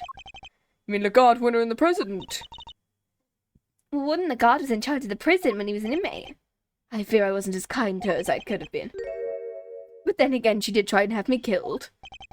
Because you murdered President Wang, but they needed the word to believe he was still alive. So if somebody had exposed the president as a fake, it would have been bad for Lagarde and Chairman Winner. And not only that, I happened to overhear something else. I'll be at the orphanage the evening of the 9th. I can meet him in this night. I know you're a very busy man, but... Who are you? Sorry, but I'm waiting for someone. I know you are, President Wang. I couldn't help overhearing the news. Congratulations. Please don't worry about your son. I only kill those who I'm employed to, which in this case really means you. No. This is my first chance. This is my first chance to meet him. And it might be my only chance. Please give me a few minutes longer. I thought he was going to beg for his life, but no. I told him I was not aware he had a child. No, he said. Neither was I, but the world will know I have one now. I mean to make sure of it. I'm even prepared in case something comes to the worst. And the son, it was the young gentleman with the horns. Horns, you can see them? I don't need to. I've been listening very carefully. And for longer than you may realize. I keep forgetting because he's blind. So the president meant to tell the word about Shaun and prepared something in case of the worst. But it's not enough simply to have Canis' word. Of course. There's something that proves why what he's telling us the president said is true, the will. Everyone knew about it, entrusted to my family to show his belief in us. The name in his recording, the preparations he'd made in his will. With those 3 pieces of information, I could convince Warden Lagarde to do anything I asked. With the information at his disposal, he could have exposed the truth about the body double, and Shaun's true identity with it. President Wang was more agile than I anticipated, blocked my first knife thrust with something soft. By the time the piece had broken off hit the snow, my next strike had hit its mark. It was Canis who tore the horn off the Torosaurus doll. I was the only one present to hear his final words. The only one who knew the truth about his son. Well, me and that poor pup. Okay. I want to see, they stayed in contact. So you were able to continue communicating with him from prison. Oh, I was, by a post office box. It's a means of exchanging mail without revealing one's own address. I never knew where he was, and I wasn't able to slip out and track him down. I was being kept under rather strict supervision, you see. By Warden Lagarde, no doubt. What were the two of you even communicating? We were playing correspondence chess. Of course. Oh no. No, this is an Ace Attorney game. He'll regain his sight when it's convenient for him. Yeah, it's why he probably has echolocation because of the bells. Correspondence chess? But didn't you used to play that with Knight? As in, like, we see him Canis' chess opponent was. Oh my god, we are just getting this. Mr. Knight. Who's Mr. Knight? We found the diagram of the game in his cell, too. That seemed Knight had something to do with the IS-7? Could that be it?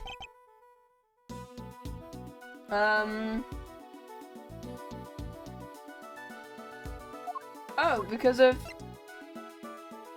this. Because it was found in the same thing as this about 12 years ago. He's on his way to reveal he's a bat, yeah. I'm Batman. Where is she? Where is Rachel? I love it. This is everything Knight left behind. Could there be a clue in here? A ring and a chess set. Which one should we look closer to? I think we have to look at both, so... I think the chess set's the obvious choice. What do you figure you'll find in the chess set, big guy? Oh my god, this is insane. Is it... Chess... Yo, chess counter! You don't think it connects the Bronconator to the IS-7 incident? I'm pretty sure it doesn't. Okay, so it's the other one, it's the ring. Oh, it's a Paul Halik ring. What about it, Edgeworth? Take a closer look at it if you would. So, Bronco Knight is Artie Frost's son. Which definitely implicates Simeon here. Because of the fact it says that him and Bronco have been really good friends ever since they were young. How old would they have been? 12. The two boys in the car. Is Simeon Dane Gustavia's son?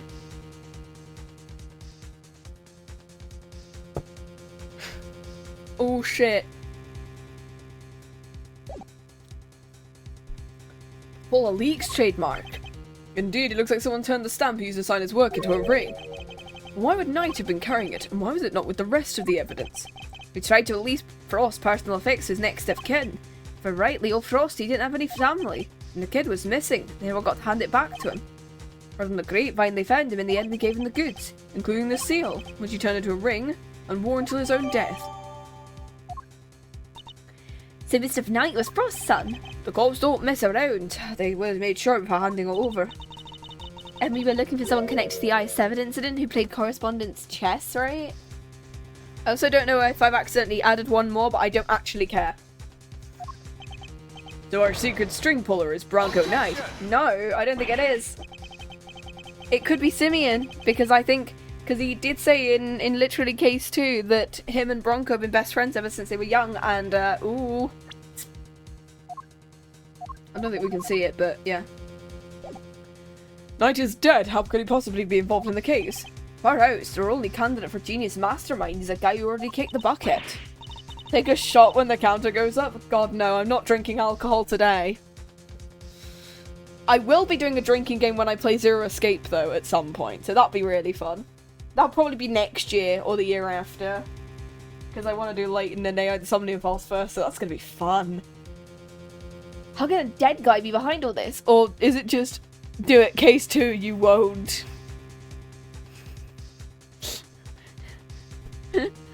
Case 2, you won't. Yeah, me replaying this game. Oh, for goodness sake, it's another one. It's a little perplexing, but who else could it be? I don't think I even have any alcohol at the moment. I got drank it last night. While I was playing the actual game, and I took that one. I stopped hearing him. I couldn't have a voice.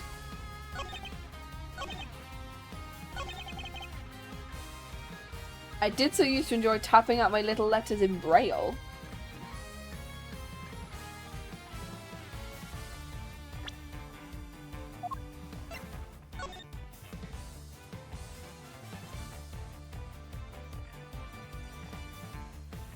How?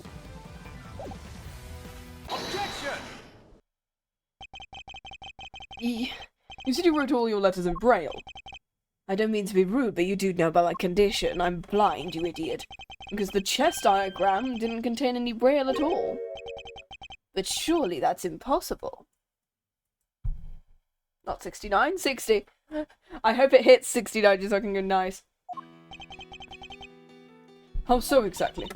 Maybe someone typed Candace's letter out on purpose. I mean, there may have been some sort of intermediary between the two of them. Then... Candace said he wrote his letters in Braille, and yet the letters received by Mr. Knight contained no Braille at all. It suggests there might be a third party who typed Candace's letters out. Guess it could have worked the same way on the flip side. Whoever it was could have taken Knight's letters and turned them back into Braille. It could indeed. I need to learn to read Braille someday. That's something on my bucket list. I don't know why it's on my bucket list, but it's one of the things I want to learn. Please, my eyesight gets far worse, god damn it. First one's his chess diagram. Woohoo! He didn't say it, so it doesn't count. You and Mr. Knight were communicating with this person. Candace, the answers you received. They were written in Braille too. So some mysterious middle person was retyping Bronxter's missives. The same person might be our secret string puller. You're trying to say there's another hidden mastermind? Who's the new one? Bronco Knight, son of Archie Frost, is already dead. What of the other child from the incident 18 years ago who we've been looking for? Carmelo Gusto's son, but who is he and where is he? If Knight was Frost's son, Gusto's son... Yeah... Simeon Saint. Not really a saint, is he, anymore, though? I've known him since we were kids. He doesn't have any family, just like me.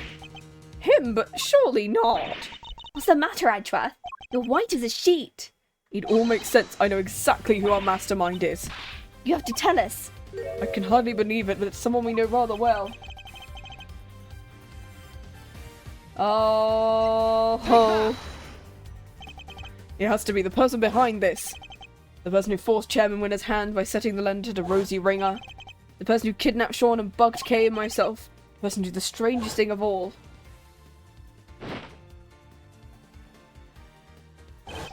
Who drugged Kay and carried her up to the roof of the big building. It was the monster. Did you just really say what I thought you did? The monster. That was the key to unmasking our mastermind. Almost forgot we were doing an shoot soon. I'd love if you could come.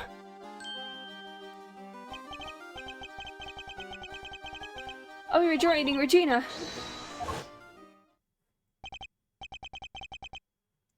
Miss Lord, could I ask a favour? Who, little me? What kind of favour? You told us you recorded the sound of Torosaurus breathing fire. What kind of proof? Sure did. Like I said, I didn't precisely see the guy, but boy, did I hear him. Can we listen to the tape? Sure can. Let's see.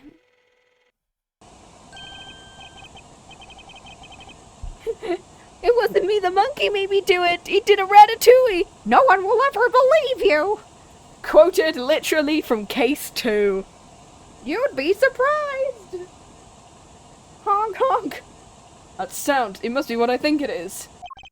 My theory has to be correct. The truth about the monster, the identity of the person is all falling into place.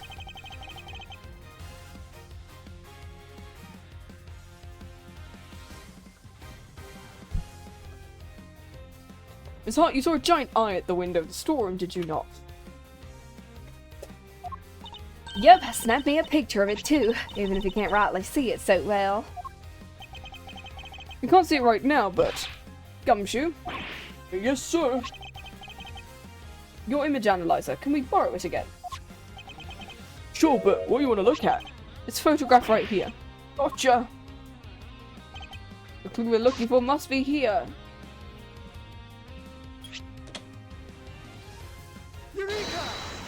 Urethra! That's, See, I told y'all, Torosaurus has his own dang self. Yes, there it is at last. The monster commanded by the architect of this whole scheme.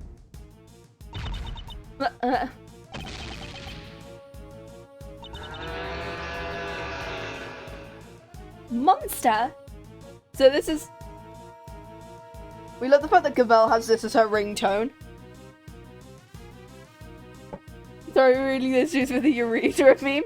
No, it's funny every time I do it now. You're finally ready to admit it, the dang reveal, the big bad bull? No, because this isn't Torosaurus at all. The eye of a different beast entirely. Look at this if you would. Oh, there's a hot air balloon in the background. The enormous lion balloon. That's the real monster. And some Miss Lloyd thought it was the creature breathing fire. It was the fire on the balloon. Come on, you really gotta bring me crashing down to earth? As our balloons fly, the burnt gas might hot air. Snack's table is even funnier the second time. My housemate's gonna hate me after this. I do, and our culprit was able to use the balloon to carry Kay up to the roof of the big building without even going near the elevator. This culprit's got something to do with the circus. Circus worker, friend of the Bronxster, son of Gusto. You're not serious. You forgot to mention trainee animal tamer. It's hard to believe, but no one will believe you! I ratatouille'd the gun! But he's the one who's been pulling the strings this whole time. Simeon Saint is the one behind all this. Simeon, but everything. I don't believe you. We trusted him. You can't tell me this is all lies. This would be too horrible. Yeah, Simeon Saint. I saw some incredible cosplayers of Simeon when I went to the last Comic-Con, and I was like, oh my god, they're so good. I'm sorry, Kay. Also, the person kept giving me chess pieces, and I was like, I have like 3 white pawns now. And I don't know what to do with them because I don't have a full chess set. It's just me going, cool, I guess I have a chess piece now. Who was that? Where do you think you're going, old man? Nothing escapes it, does it? My congratulations, Mr. Edgeworth. Now I know the truth, my business here is done. Returns back to prison. No, Canis. Ow! I love the fact the dog just slid into the fray. Damn it, he disappeared. You okay, Edgeworth? My power. Don't worry, I'm fine, but literally every character is here, so... Damn you! You right, Shaun? You killed my dad. He did, right? There's no easy way to say it, but... Sorry, Shaun, it would appear that he did. He won't get away with it. I'll make him pay. Some way I'll... No, Shaun, you mustn't say such things. He just cha-cha drilled through half the police force here. Exactly.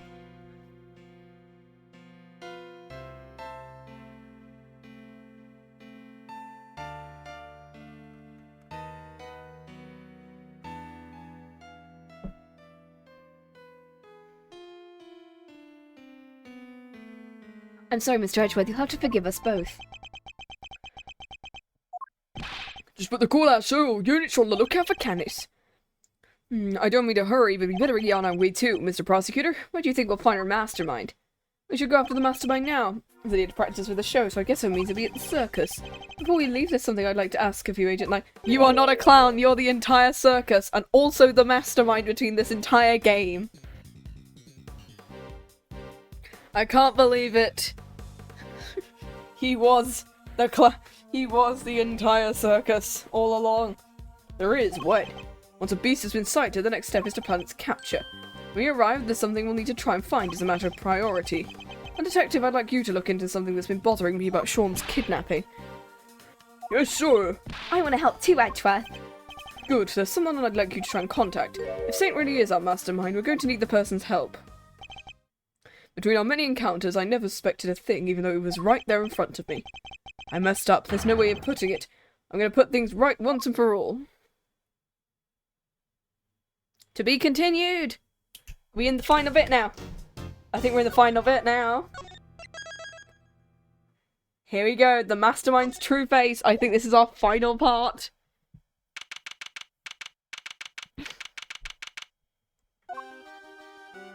Let's see. Oh my god, the new outfit. Yeah, this is the outfit that I saw someone cosplaying with the little monkey plush with the hair. And the purple. Oh, hi, Mr. Edgeworth. Did you guys gonna watch the show? Hello, Mr. Berry. Miss Berry, Mr. Saint. You're a little early, I'm afraid. We're still practicing. I'm glad you kept your promise. Yes, I remembered you giving me this. That's great. We're gonna have so much fun. I think even you'll be surprised, Edgeworth. I think you've surprised me enough for one day already. What are you talking about? Would you mind looking at this photograph, Mr. Berry? It's the eye painted on the balloon used to advertise the circus. Oh, yeah, what is this? I have a strong suspicion the balloon was used by the criminal we've been looking for. You do? Who's usually in charge of the balloon? Oh, that would be Simeon. But wait, you don't mean... Mr. Saint, you took the balloon out late the other night, didn't you? Sure, I was practicing. I'm still pretty bad at flying it, so I need to put in some extra hours. At night, when it would have been even more difficult than usual. Strange time to decide to practice. But when else? Why else would I have taken the balloon out? So you weren't practicing at all. You were taking an unconscious K to the top of the big building. That's how he did it? Sure. Oh, and that's why he looked like he was coming out from nowhere, because of the fact that he was in the, hot air balloon. In order to frame her for the murder of Rosie Ringer. The security cameras never recorded Kay taking the elevator up, which means she must have gotten there another way. From the sky. And the only person able to make that happen would have been you. But Mr. Edgeworth, I don't understand. That's not all you did. You also attacked Shaun at the garbage disposal area, drugged him and carried away. That's why you were late for the hearing at the courthouse. I'm sorry, I don't know what you're talking about. Why would I do any of those things? You have to believe me, I'd never do something like that. I wish I could believe you, but I can't. All any trust in you has been completely destroyed. That's horrible, why would you say that? You told me back at the jail you said you believed I was innocent.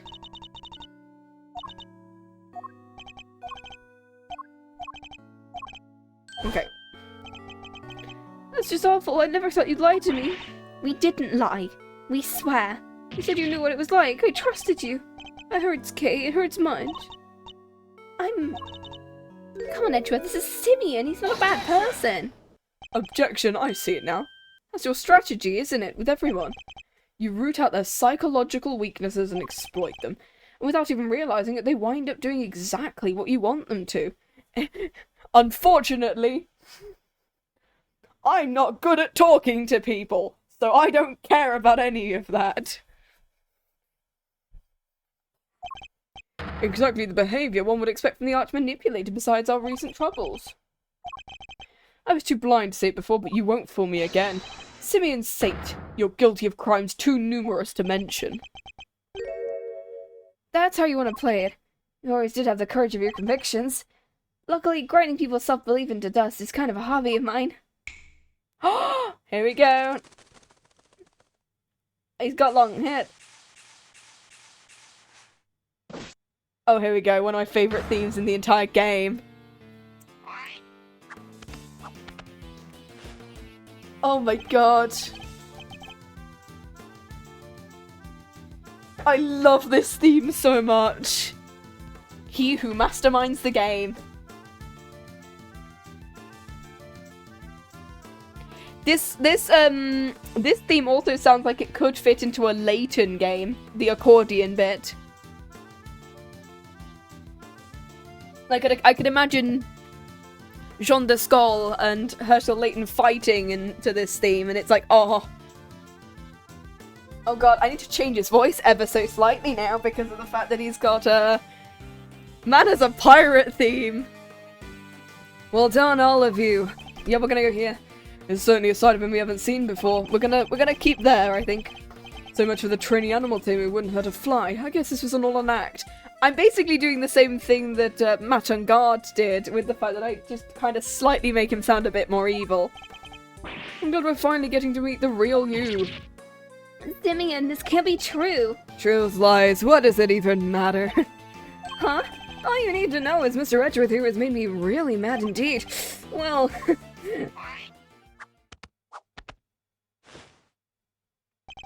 and now he's gonna pay for it. I was just out practicing. Sure, I went up in the balloon a couple of nights ago, but I was just practicing. I guess somebody took the picture when I flew by the big building. I fly around the area doing promo stuff for the circus all the time, so nothing to see here, Miles. Nothing at all. Really? So you go with the balloon reasonably often?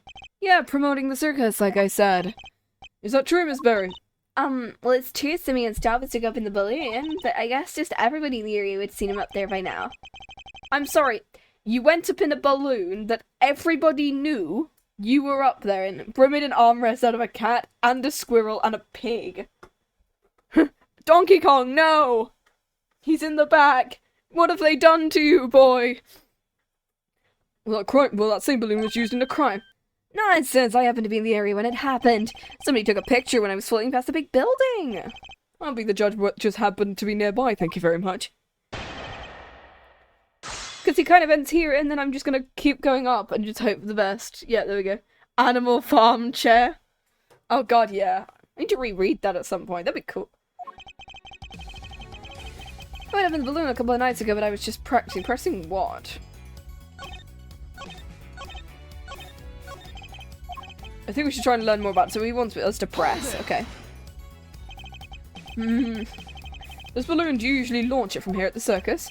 No, you need it wide open space. There's a park over by Sunshine Coliseum. It's where I usually take off from. I see, and how do you get the balloon to the park? Not by hand. That thing was weigh a few hundred pounds. Kind of impressive that I can even get off the ground now that I think about it. Oh, I'd prefer if you didn't change the subject. How do you transport it? It's the truck. Give a guy a break. It's not like I was getting miles off track. It's a truck. You just nailed it onto the back and away you go. A truck? The blue one that wasn't moving, huh? Last time I took it out would have been 2 days ago. That could be important. I'd better keep it in mind. He's juggling squirrels. That's really cute, actually. Last time I took the balloon truck, I think it's the truck, right? The thing we saw that hadn't moved. Objection! Yeah.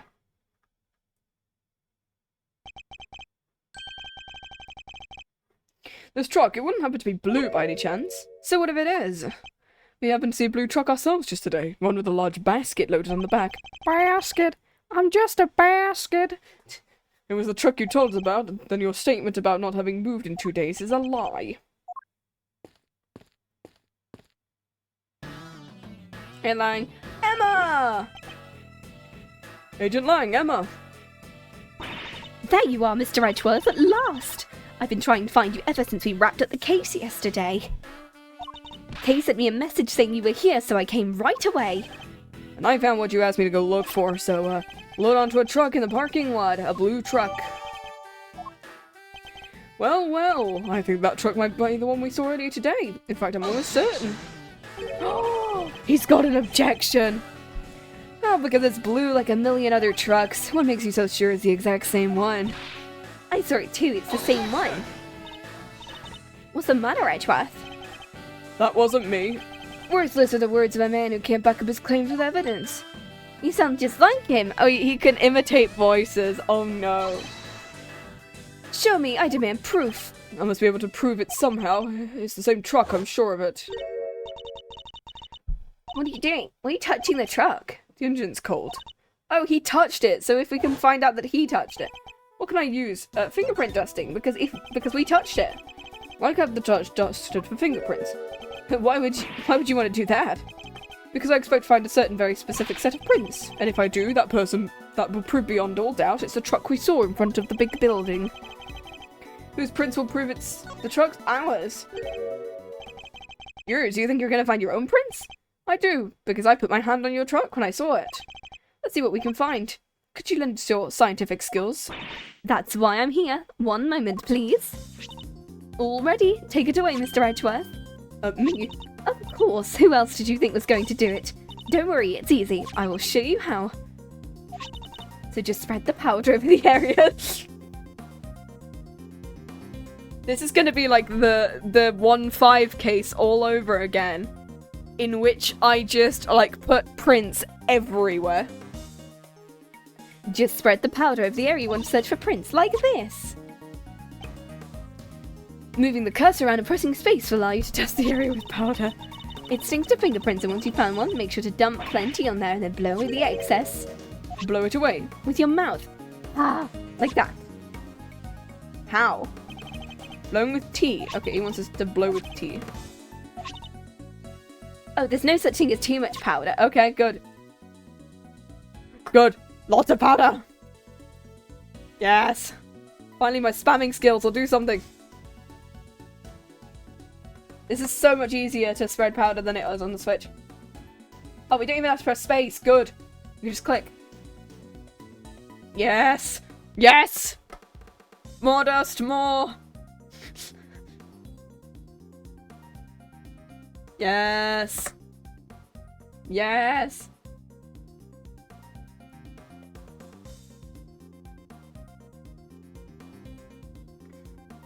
More. Oh, I can't like put it completely everywhere like I can with the Switch. That's slightly annoying.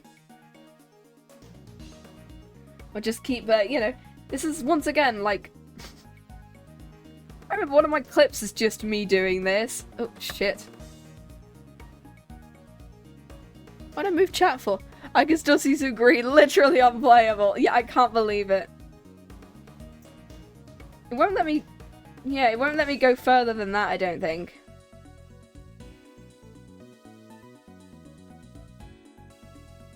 I don't think I can go further than that, which is a bit crap.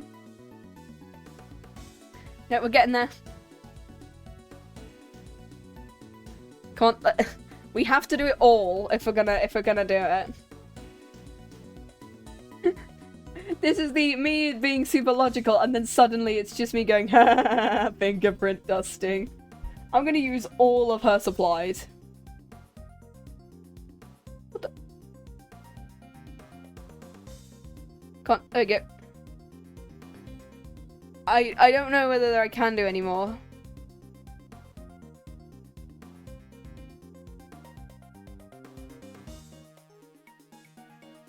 Oh, there we go. Okay, no, I can.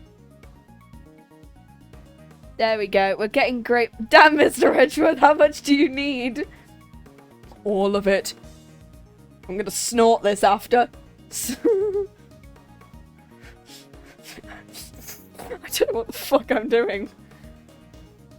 Yes. I assure you this is for science. Mr. Edgeworth, how much do you really need while using my supplies? Well, Emma, let's just say it's, scientifically speaking. There are green pixels on my screen, you better change it, okay? Damn. I think that might be all of it. Oh wait, no, there's some at the bottom. Come on. I think that might be it, guys. Hopefully. There we go. See, that looks incredible, guys. 1 minute, gotta go get some more dust, yeah. See, that looks great, guys. What are we thinking? Is that enough dust, or should we get some more?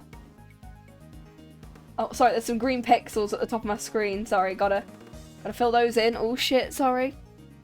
Keep accidentally moving chat, and that's slightly annoying me. Oh, there we go. Got it. Yay. Oh, I gotta cover it more. Sorry. There we go. Kylo Ren are dusting. Now's the part where you blow into the microphone. Blow on the DS screen. Yeah, this is the reason why I didn't do Apollo Justice on the DS and I'm instead doing it on the Switch, because holy shit, I'm not gonna have to link up the microphone. I can actually link up the my microphone to my DS. However, it'd just require me screaming into the microphone in order to blow something. More dust, more! That's it. Nice clean print you've got. Can we pair it to my prints? Yep, leave it to me. Oh, what do you mean I can't do more dusting? That confirms it. It's Edgeworth's print, alright? And with that, another lie is exposed. Oh, why is he holding the rabbits like that? So what were you doing in the truck? Well done, fellas, we dusted. Oh, just driving around for fun. Kay was abducted 2 nights ago and your balloon was sighted nearby. Then today, another abduction, this time involving a truck supposedly used to transport garbage. And your truck was sighted nearby. Ooh, darling.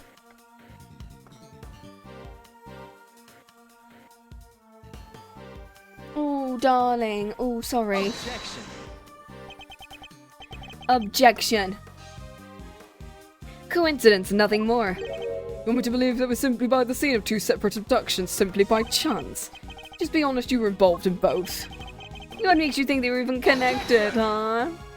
A certain important piece of evidence. Oh, this should be good. What connects Kay and Shaun's abductions? The drug used. Take that!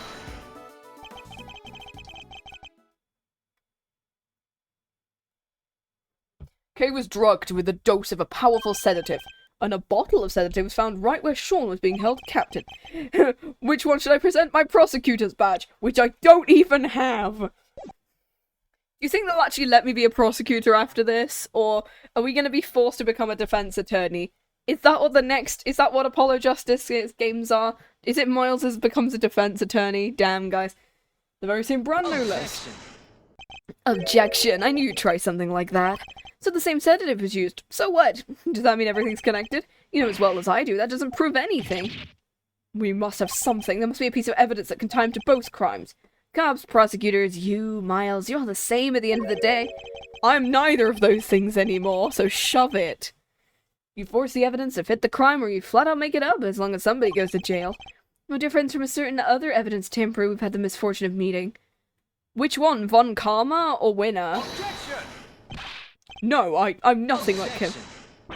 Then show me, hit me with your killer piece of evidence. It's no use. We don't have anything that can tie him directly to the kidnappings. Okay, you about done there? No more cheap shots left to fire. Great, well I have a show to be rehearsing for, so if you don't mind. Objection. Steal a badge and present it. Yeah, Ray, Eddie, can I present your attorney's badge? And say, actually, I'm an attorney. Screw you. Come on now, you two. No need to get hot under the collar. Wouldn't want your good looks running down your face, Simeon. What are you sticking your in nose for? Hey, I just sense the vibe getting a lot harsh and heavy. Thought, or to lighten the mood. He'll be okay. He'll lift our spirits with a little dosey old great thief magic. You don't have to tell me twice. Let's see if I can do Simeon's voice. Objection. What are you? Take this seriously. Thought you could do with some running a little interference for you. Not the most ethical approach, but again, Kay. We can wonder about whether or not this is the right thing to do later. Quickly, stall for time! Do you have someone who tampers with evidence, do you have the slightest idea how little that narrows it down? Stares at practically every single prosecutor in the series, and some of the detectives.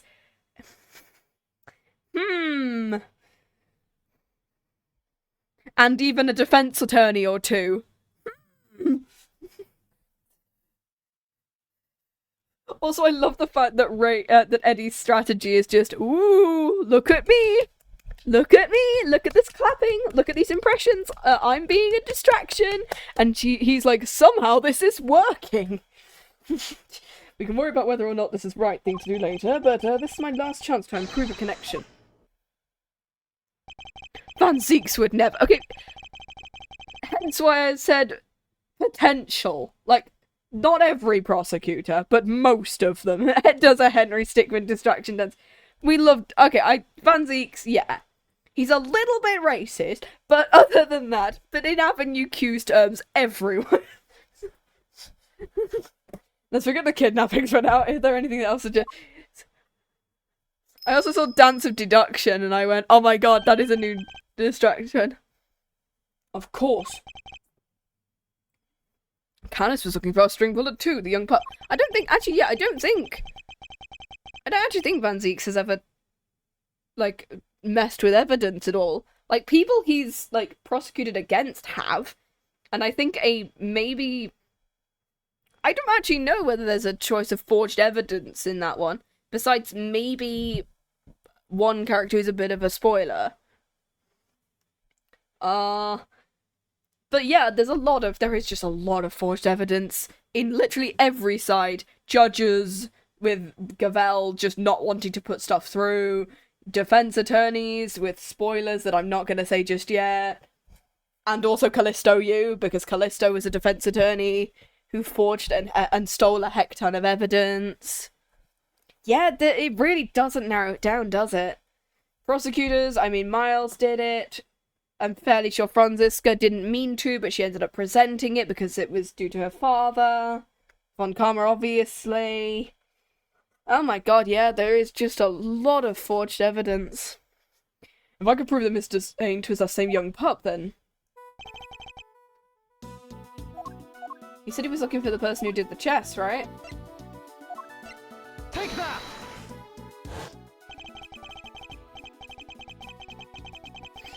I think you and Mr. Knight were both communicating with this person. Okay, cool. That's right. Our mastermind was involved in Caranus and Knight's correspondence chess engage.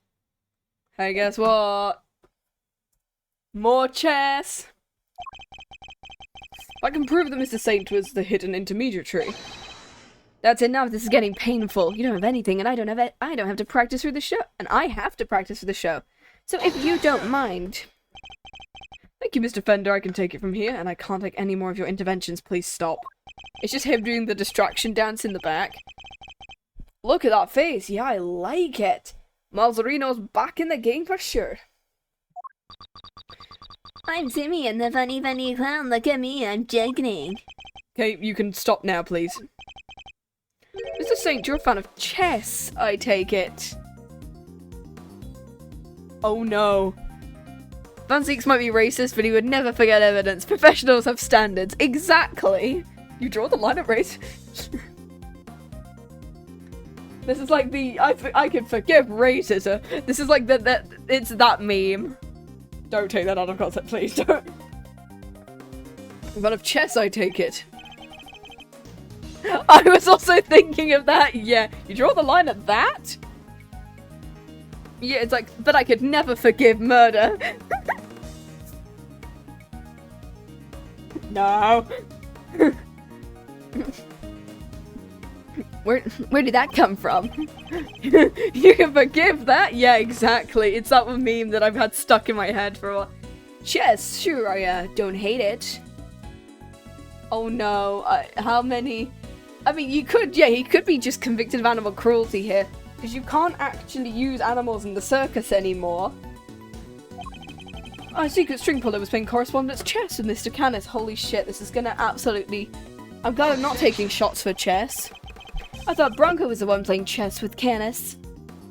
Please stop. You saying he was your so-called mastermind? No, it wasn't him. Whoever it was went on manipulating events even after Knight's death.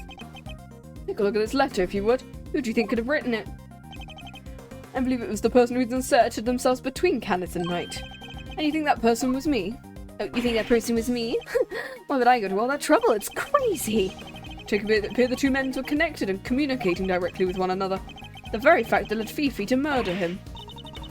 If the counter hits 80, I give a sub. Nah. You don't know. No. Naughty. You think you tried to get Mr. Knight killed? Knowing this game, it's gonna hit 79 and not 80. Listen to yourself, what kind of... think I am some kind of evil puppet master? I mean, that's what your theme is, though. Pulls out a ventriloquist doll. Yes, yes you are. I can barely even get the animals to do what I want. Oh, I don't like that, Sprite. If we could find out one of the letters he passed, I would prove the connection. I'd like to have your room searched. Letters, you won't trust me. Once I'm done with something, I put it straight in the trash because I'm not the sentimental type. Who gets hung up on the past, right? Must have disposed of any incriminating items. Shit. Guess you went in without the evidence you needed once again. That's a bad habit, you know. So this doesn't prove anything either. We've fallen short yet again. What do we do now? What do we have options? You accuse me of betraying my friend and you don't even have any proof. You're despicable. Who is that? Objection. Hi. What does she want? Sorry, it's just I was thinking about what you were saying and this night person, you mean Bronco, right? And what of it? A letter came from him this morning for Simeon. Oh no. I can't believe this crucial piece of evidence was found off screen by a character who we don't talk to. What did you... How is that possible? Knight's dead. Barry, we need to see this letter. Sure, here you go. It's a chess thing. Let's open it, shall we? No, Siri, I didn't ask you. I said chess and it died. It's another correspondence chess letter. The next move in the game was to Canis. So here's my next move, pawn to g6 and everybody else will checkmate. Can't wait to see your face when you lose, but you're never gonna... Can anybody else spell checkmate? Can't wait to see your face when you lose, but you're never gonna beat me, not at chess.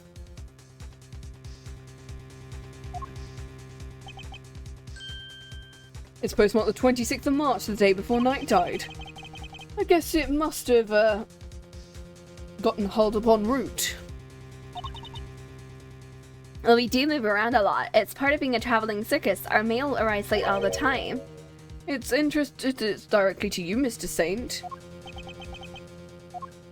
This is it. The proof we needed. You were the one facilitating Canis and Knight's games. One of the letters you would have prescribed into Braille in order to create the illusion they were somehow connected. Where's you, Bronco? You're still getting in my way. Even now, I hate you. How could you? Knight was your only friend. We were friends. I stopped thinking he was my friend 18 years ago. Right around the time of IS-7. I nearly froze to death because of him. I was just about to head out and meet my dad, but then Bronco showed up. He pinned me down, tied me up. He was crying, whining. I'm sorry, but my dad says I have to do this, and if I don't, oh no. Stop it, I have to go meet my dad. If I'm not there to taste his candy, he'll be upset. If I don't go, he won't be able to show he's the best in the world. But no, he locked me in the car with him, and the two of us died. And he thought we could get out, but when he shut the door, it was frozen shut. And that's how I lost my dad. You lost your dad? Bronco's dad killed mine. He was the son of a murderer. What does he mean? That doesn't match with what we know at all. The victim was a guy named Artie Frost. Yeah, that was my dad's name. Oh! So they are the other... Ooh, the other... So, Gustavia's son was Bronco, which, yeah, that makes sense because he's got black hair. Whereas Artie has, like, light brown, red hair, the same colour. Oh my god, I'm stupid. That's my dad's name. My memories got kind of scrambled. What little I remember got pretty mixed up, so I didn't find out that my dad was murdered. I leave for 3 seconds, what the hell? Yeah, it turns out they're the opposite people. The murderer was a man named Carmelo Gusto. Really? I never knew Bronco's father's name, or maybe I chose not to. Just think about the sicko that killed my dad turns my stomach. You sure you didn't know the name of the murderer? Do you think I'd sit on it if I did? No, I'd report him to the police. All I knew is that Bronco's dad tricked my dad, and that's how I knew my dad was the one who was killed. Bronco was a traitor and helped his father murder me. He was the son of a cold-blooded killer and deserved to die. Objection! I'm sorry, Mr. Saint, but you've made a mistake. A big one. Yeah, that wouldn't make sense at all, because he said that he was trapped by Bronco's son. He said he was trapped by Bronco, who... And then he said that he won't be able to taste his father's thing, but Gusto was the one who had the taste thing. You made a mistake. A mistake? What do you mean? Artie Frost was a sculptor, had been working in France not so long before the murder, under the name Paul Halik. So I hear it, but I don't remember anything about that. I'm afraid it's only natural you don't, because he wasn't your father. Is your idea of a joke? It's not funny. You're right, it's not, but you need to know the uncomfortable truth. His ring... Where's the ring at? It's with the chessboard. Take that! Bronco's chess set and a ring. I hope it ends on 69 for the funny. Yes, take a look at the ring for me. What does the engraving say? 2 letters, right? It is. This is the seal in which Paul Halik used to mark his words. And he found it next to Artie Frost's body. But the police looked for Frost's son for a long time and eventually they found him. The ring was handed over to the man they were able to prove was his child, Bronco. But that would mean that you are in fact the son of Carmelo Gusto. That can be. My dad was... I remember.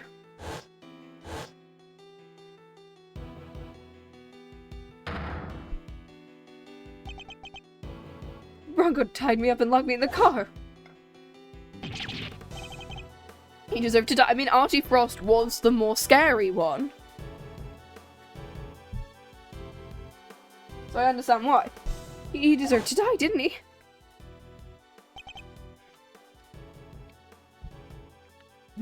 So I get to do your circus thing even though I'm in jail? Was looking forward to the next move in our little chess game, so the show's just the icing on the top. I think you'll enjoy it. Hey, come back soon. I'll be mulling over my next move in the meantime. Speaking of which, I put a little something in your chess set. That's 69. But you can take a look at it later. A little something, no idea what might be, but thanks. If you haven't entertained me 18 years ago, would have had to end like this. Did you say something? Me, it was nothing. Goodbye, Bronco, and farewell. I don't know, now you're telling me it was my father who killed Broncos? What was all this for? I didn't want to wind up dead too. I didn't want to be weak and vulnerable, and that's why I tried to be like Ken. That's why I stayed in touch with him. And there we have it, the truth at last. You were Candace's correspondence chess partner. No, it's no longer 69. And you were the one manipulating events this whole time. You're right, it was me all along. He's finally telling the truth. I was the one who witnessed the murder 12 years ago, but you knew that already. And they knew it too. That's why the guard kept questioning me. I got so I couldn't face what I knew the next day would bring. Who could blame me for wanting to get out of there? I imagine it wasn't as easy as simply running away. Winner would have sent his men after you. Yet we were on the verge of greatness. We were this close to 69 chesses. No matter where we went, they were on me. They never stopped coming 24 hours a day, 365. I couldn't sleep. The smallest noise, I'd be chasing shadows. It drew me crazy. I was hallucinating. I joined the circus. It was that way moving from place to place was part of the job. I mean, up against the chief prosecutor and the warden of a prison. No regular person could stand up like people like that. First time as a child, I had nobody. They weren't even the worst. The body double was behind it, controlling everything. He may have been a fake, but he was the president of an entire country. There was only one person I could turn to, Canis, the man who saved my life. He wasn't like Bronco, he did want to help me. It's quite a claim. Strange to think of famously ruthless assassin wanting the admiration of a child. Showed me how to stop being a victim. How to stop being hunted and become a hunter. Then they all became my prey. They all became my prey. Insert Gozuja reference here. Damn it, you can't see the awkward hand movement. Gozuja reference, Goju Wolf. Oh my god. I don't even you imagine your body's double would go so far to co-opt our country's police. I sure didn't, even long as Winter was around, no evidence was gonna stand. We nearly managed to ruin things this morning, but guard never got away with it again. Now I know him like the back of my hand. I see exactly how Ollie was gonna go down. So he saw right through their plan. Our chairman Winner would try and suppress their evidence in Warden Lagarde's trial. So that's why you kidnapped Shaun.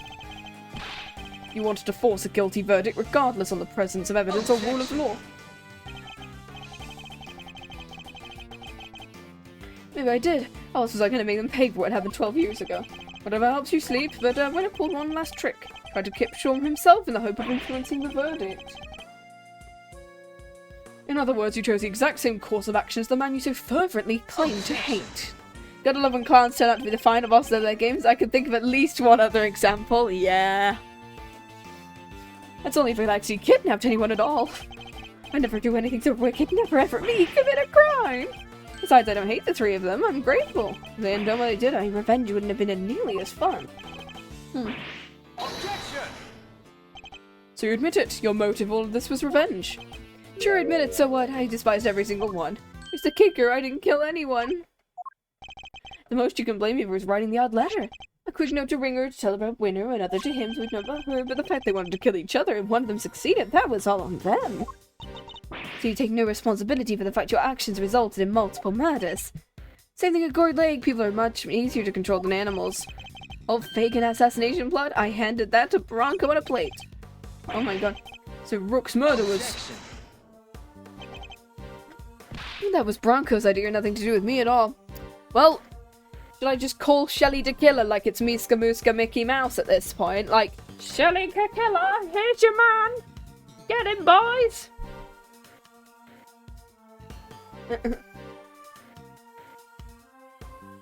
It's like, oh god. That was all Bronco's idea, had nothing to do with me at all. Well, really. Still, it moved things in the right direction, wouldn't you say? Isn't fate a crazy thing? You can't talk like that about murder. Saying Lagarde was easy too, I just made it seem like Knight and Canis was in contact. And slipped the chisel inside the chest set. So it was you who put it in there? Yeah, it was. I thought it might point everyone nicely in Canis' direction. Would have pretty well if I do say myself. Who knew that'd be all it took to make the awful woman murder poor Bronco? Guess she got to where she saw enemies everywhere she looked. And the smallest thing can send your paranoia into overdrive and then things get ugly. I had a front row seat. You were the last piece to be put into play. Me? You solved both cases and finally brought down Winner and Lagarde. I guess you could say your powers of deduction were the weapons that put the end to both. I didn't solve those cases for your sake. Sure, you didn't know you were doing me a favor, but you were just playing at being an attorney for a little while. What? All I had to do was cover and say, oh no, a few times, and you rode to my rescue. Was getting arrested part of your plan? Nope, that wasn't something I expected, I have to admit. Never thought they'd take the chisel for the murder weapon. That was a real plot twist. Made my blood run cold for sure, but then who should come with the turnabout to end all turnabouts? The greatest legal mind of his generation, my knight in shining armor. I felt pretty good saving me like that, huh? You ought to thank me, you know, I'm doing it for my people. You're wrong, he wasn't playing at being an attorney, he was trying to help you. Because helping people is what he does. He helped me when I needed it most. Oh, did he? You sure he wasn't just trying on his dear departed daddy's shoes for size? You don't mock my father! Slaps him in the face. Ow, I just knocked my mic stand with that. Oh my god, it's really warm. But I can't, like, open the windows because I've got really bad hay fever. Ugh. That's not what he was doing. Okay, Meister, don't let this clown get you down. He's projecting. Painting other folks with his own grubby brush. Not that he doesn't trust other people, the poor kid doesn't understand the concept. Doing something for somebody else, forget about it, he won't understand. He's just probably a sociopath. Think I care what you have to say? Consider this for a second, I've got my revenge. And yet...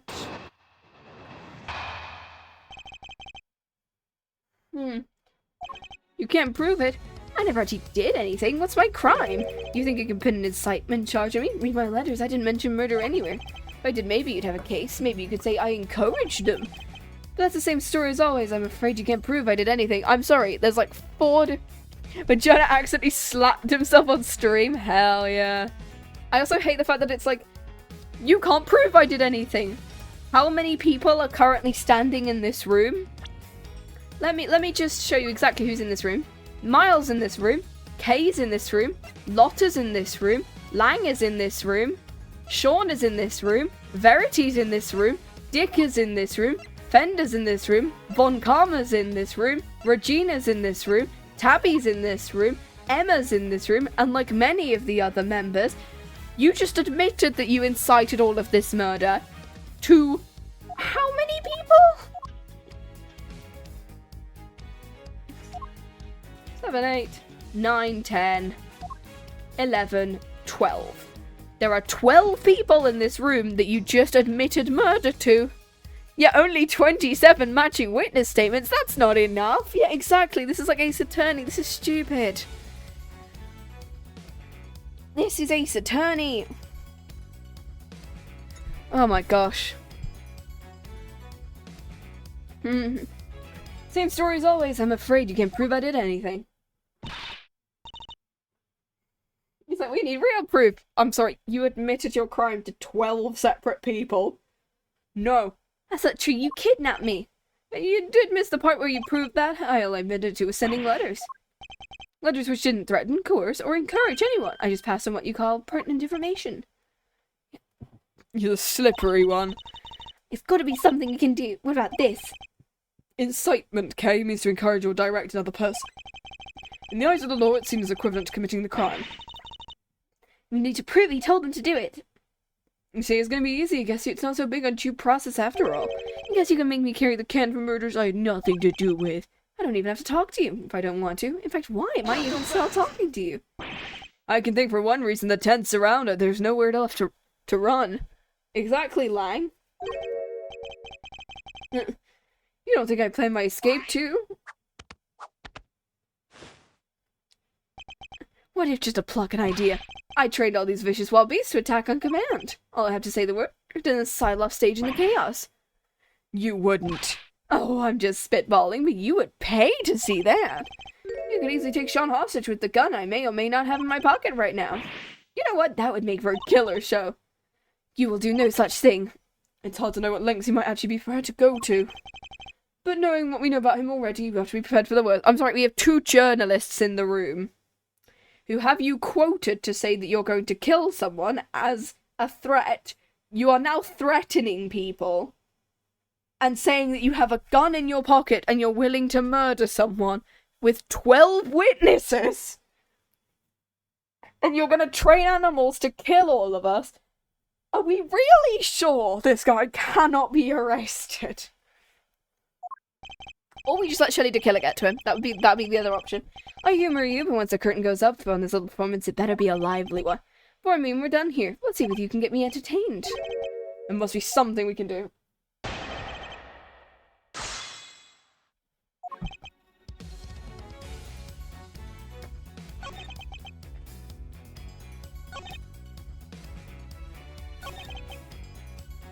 You can't prove anything, so we need to see whether we've got evidence.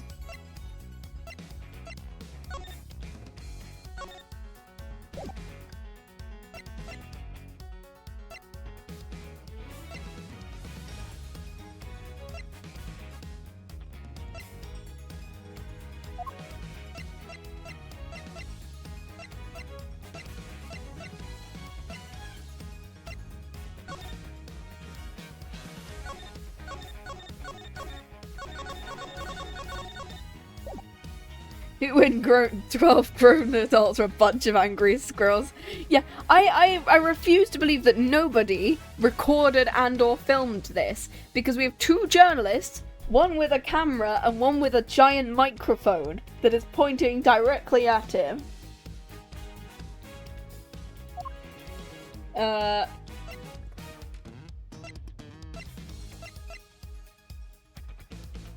Oh! She had a bug on us. Speaking of the reporter, she had a bug on us. If she implanted that bug during case number 1, she would have heard everything that happened in case number 4. So we do have proof. Thankfully, due to the reporter. I do have proof you're meant for at least 1 murder to happen because you said so yourself.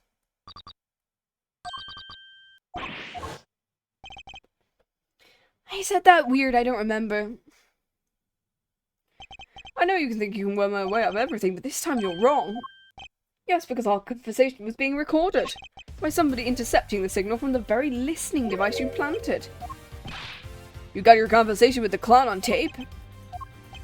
Lang Z says, a schemer's schemes will swallow him in the end. Miss Lloyd, could you play us the tape? You bet I can. Got it. It was this part right here. Let's get a cell phone. Who's this? Oh, the one who abducted Hay. It was right around here. That's weird. Is something wrong, Miss Lloyd? I'll say, since maybe we didn't get the next part on tape. How could it not be on there? Oh, what? Also, I somehow went back in time and erased the recording. What the fuck? Poor baby. You think I'd leave myself wide open like that? Think again. It seemed like a little special. We turned on enough remotely. Remote control bugs. You switched it off to avoid being recorded. Bingo. Objection! But how? You would have had to know you were being recorded. And I did, of course I did. So obvious someone was eavesdropping, and that's because Miss Lloyd wasn't. You knew about the kid prosecutor's kidnapping without any prompting. You heard the whole conversation? I did indeed, old pal, but I must say, I thought you'd figure out much sooner. Aren't you supposed to be a genius, prosecutor? Now, where were we again? Oh yeah, part where you couldn't prove indictment, it was game over. Oh well. Oh shucks, my tape ain't gonna be no use to nobody after all. Let's recorded something. If only that were true. Hey, Keymeister. Yeah? Your buggeroo was hidden in your pen the whole time, right? Shake anything loose from the old plane trick? Yeah, it would have been during case 4. Give me a sec to think. You're the only one who's been indirectly in contact with him. Objection, so sad, relying on flawed evidence, making it stick. That's quite enough. Next topic, please. He's trying to steer us away. Kate, a one-to-one encounter. What if the sound from that point in time had been recorded? Miss Lloyd, how long were you recording the intercepts? It started about 2 nights back. In which case? During which time frame 2 nights ago? Because of the fact that, Mr. Saint abducted Kay and took her up to the roof of the big building. What if there was a recording from around the time? Lloyd, quickly play us any tape you from the night before last. Oh yeah, sure thing. Boopity boop. That's the sound of the balloon. Indeed it is. Around the time I imagine Saint would have been transporting you, which means he can't have been too far away from you or the bug. Anything else in the recording? Wait, that noise. There was a gunshot. You turned off the bug then too, it seems. Unluckily for you, you were a little late in doing so. There's no escaping it now. The gunshot ties you directly to the case. Huh. What are you talking about? No one ever mentioned a gun. Well, you did mention a gun literally earlier, so... Ooh, mate. He's wrong. Somebody involved with the case discharged a firearm. I need to remember who it was and present that piece of evidence that proves it. Which piece of evidence shows that a gun was used in an incident related to the case?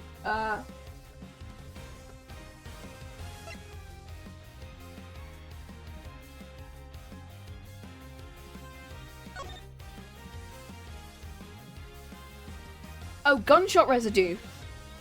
Yeah, because I remember last stream, because he said he fought back from his attacker. Holy shit.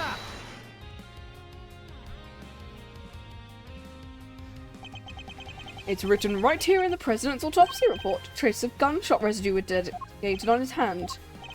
And where was Kay when the gunshot? That's right, she was in the balloon being taken by you to the top of the building. The roof wasn't as deserted as you needed it to be. I was there with the president. Not long after we talked, he noticed something and told me to leave.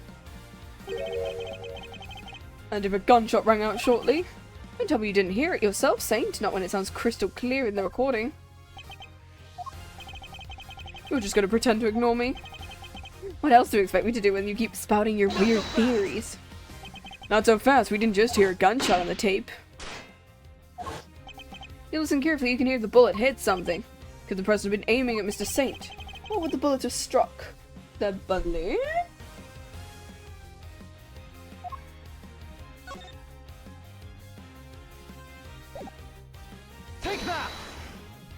Yeah.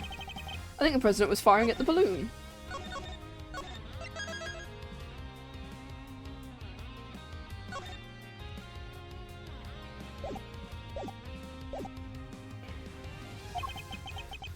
And if he was, what we heard on that tape could have been the bullet hitting the basket. Let's take a look and see. Oh! Now look at that. A hole! With a bullet stuck in it.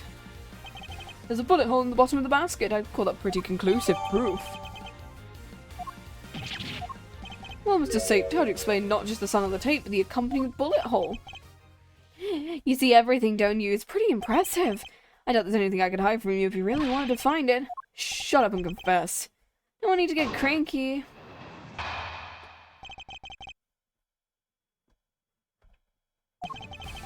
I admit I flew the balloon up to the roof, but when I arrived, Judge Gambit and the president were already there. That came as a surprise.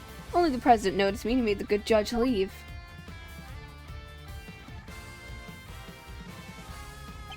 Then he pointed his gun at me. But why was he trying to shoot down the balloon? That's simple. When I arrived, he was just about to murder your friend, the judge. Me? Yeah, you told him about Shaun. What do you think what would happen? Why do you think he met with you? He thought you were going to expose him as an imposter. Because you knew the truth about Shaun's parentage. Afraid, yeah, you could say that. His hands were shaking when he tried to get rid of me. He couldn't shoot straight. I happened to be in the wrong place at the wrong time. I was an innocent bystander.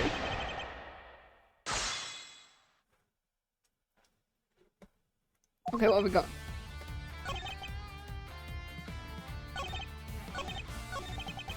The stories if you happened to witness the events on the roof.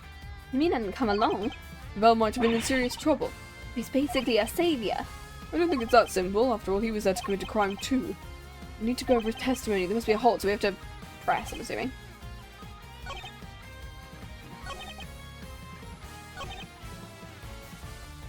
I think this one? This one, maybe? Because the other three are like stuff we already know about.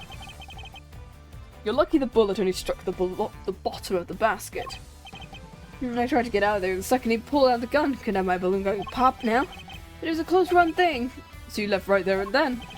Of course I did. He was shooting at me. You think it was a problem? Does that present a problem? Yes. In the end, you managed to leave Kay there. Which means you didn't actually leave the vicinity. Yeah, I guess what I forgot to tell you. After he shot at me, he escaped through the hatch in the 51st floor. Hung around a bit longer to make sure the coast was clear. No, because didn't Lotta literally say that she didn't see him? Would you mind appending that she didn't see him on the floor when she was hidden there? So I think it's gonna be this, it's gonna be her, whatever her thing was. Where's the thing where it's like, yeah, she didn't see the president.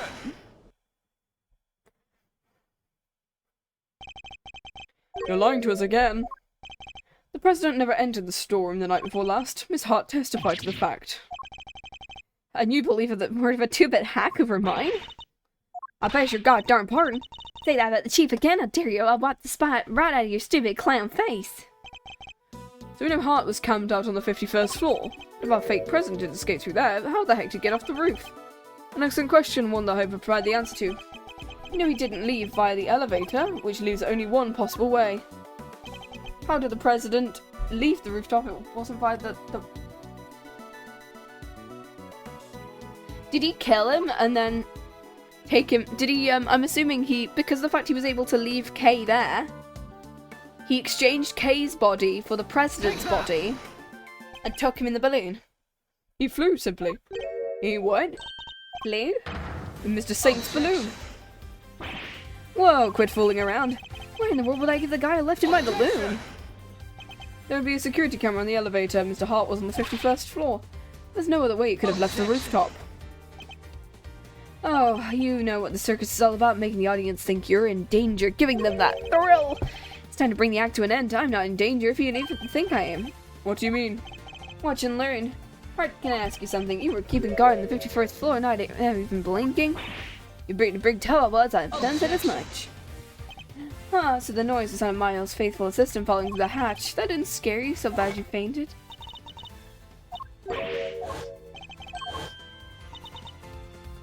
Well, so what if I did? Ain't a girl in the world I'm caught a little unawares. Sorry, Mom, but no, because that would have happened after. If he managed to escape, that would have been before. That's what you get for putting your faith in these people. It doesn't matter, Kay can't have fallen down the hatch until the president left the room. Are you sure about that? Allow me to offer a little counter-theory. The coward fake president fired his gun, then hid in the shadow until after. So what if he did? Come now, surely you can see what I'm insinuating. It's elementary. If the president hid after his heart fainted, he could have passed her right through the 51st floor. And there we have it, your little theory falls apart. Did you have to do that to me in my own voice? Oh, that's right, another thing. In my love, Shaun identity slipped our pal the president while he was hiding in the shadows. That's why I went to the set to try and murder him the next day, only to wind up getting killed. It was Shaun who murdered the body double. What possible reason? Pretty good one. I already knew it was the president's son. And how did you discover that? Because I told him. He's lying. You bet I am. Or am I? Maybe I did tell him. Maybe I didn't. Well, Shawnee, which is it? It was my fault the Torosaurus head fell off the roof, but I didn't find out my dad till today. Well, I knew about the falling head thanks to the bug, but you know it was you who made it fall. President died from, being crushed, was it? Unless he didn't die from the head. And he died from something else. Well, that's confirmed at least. You were the murderer. Congrats on getting your revenge. Ties up everything pretty neatly, wouldn't you say? Although you could say something more like, and so the pieces fall into place, counter my unassailable logic. Oh my god, there's so many just, like, testimony bits. Come on, please tell me this is, like, the last one. I don't think it is, but... You know my MO, I'm a hands-off kind of guy. I like to pull a few strings. In this case, a Bronco with Winner. What made you think the fake president set foot on my balloon? I thought he was crushed to death by the model monster head. And who said about Torosaurus not gonna falling, huh? It makes it all makes sense. That's how our wind past you wound up dead. And what was the motive? Little truths. Get it? The truth you're so fond of? That's what caused the murder, not me. Less testimonies, more mind chess. I think I've actually done the last mind chess thing. The last mind chess one was with Eustace in the last stream. I think, from what I remember. No, that's not possible. Is there a detective? Somebody arrest the boy. Can't help but noticing no one rushing to snap on the handcuffs. What's the matter? Curse you. Oh, just as I thought. Admit it, you're all the same. You, Winner, that idiot president. You want the real culprit to go free so you can railroad me into a jail cell. That's the justice you all claim to love. You love it when you can twist it to suit your needs. Hey Maxon, how you doing? We are just in the finale of the Ace Attorney Investigations collection. And we're finally pinning him down.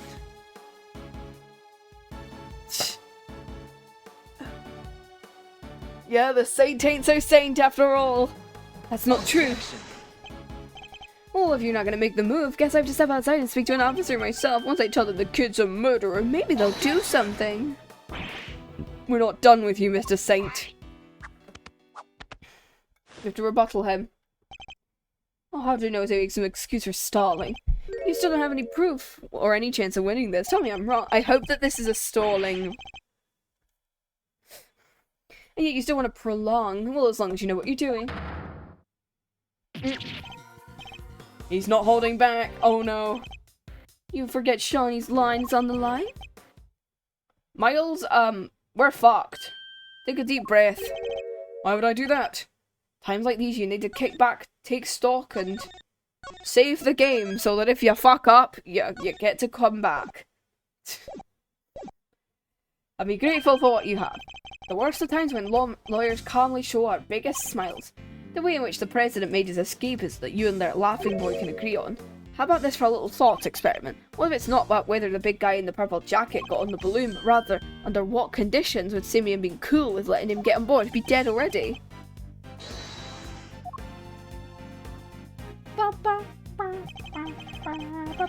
Oh no, you can exactly see how delayed my headphones are because of that. Forgive the interruption, just my 2 cents worth, or your old man's I should say. Maybe Gregory's techniques can still prove useful in the modern era. He's right. Under what circumstances could the body double have been allowed on the balloon? He was a physically imposing man, and what's more, he was carrying a gun. Had he been drugged? No, there was no traces of sedatives found during his autopsy. In which case, surely not. You ready to continue, Miles? Don't forget this is what we're playing for. I have to tear his testimony down, one statement at a time.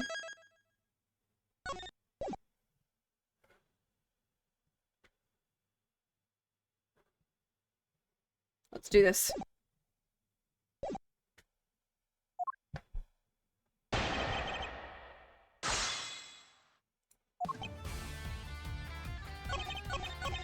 See what it wants us to do. It's not gonna make this easy. You think about how the president died. If we assume he was crushed by the head, the whole thing becomes Shaun's fault. Also, okay, so yeah, so we need to prove that it wasn't the Torosaurus head that crushed the president. So what have we got that can prove that? It's gonna be this one. I thought it was crushed to death by that monster head. Okay. What could he be crushed by?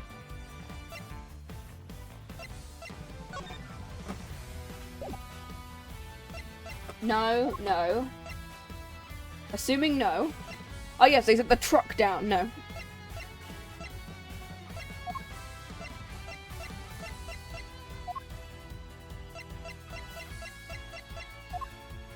I mean, it could be the hot air balloon. That would be probably the only thing that would apply that amount of force if they just, like, landed on him.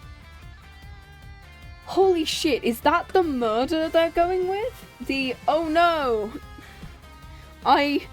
This is so stupid.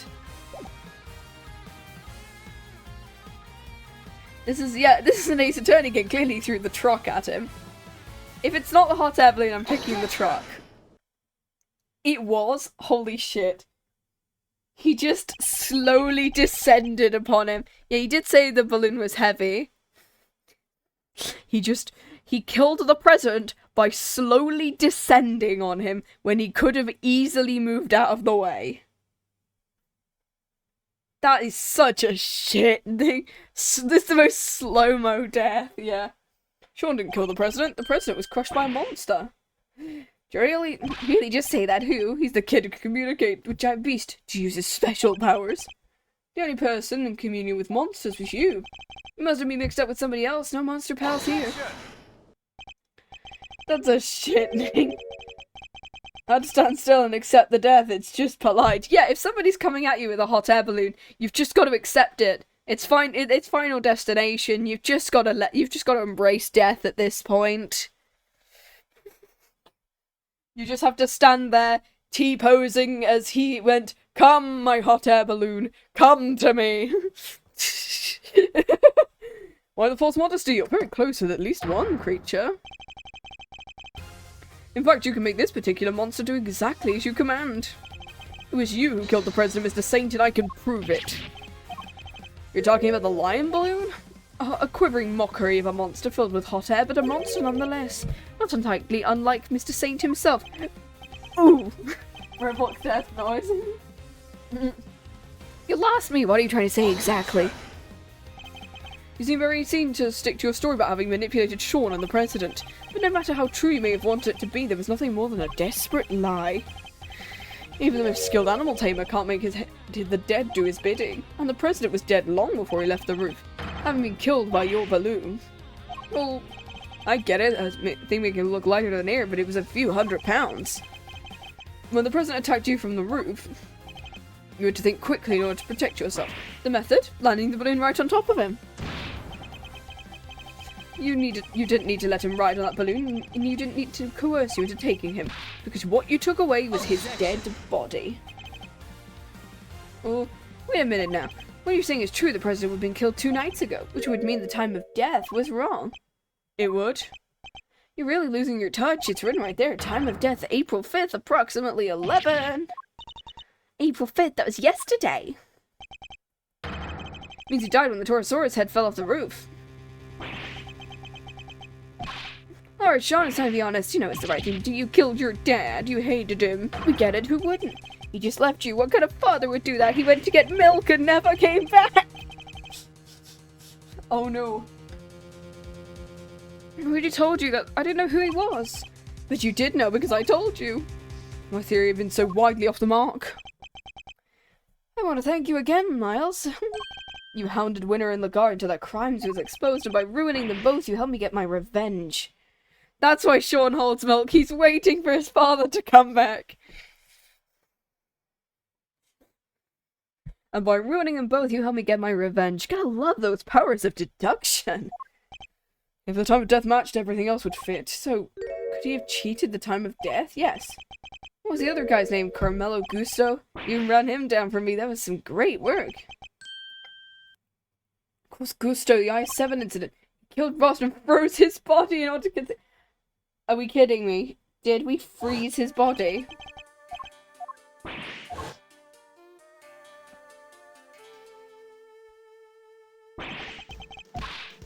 Only wish I could have been there to see his downfall too. His dad never got any, no. How can you say that? He was your father.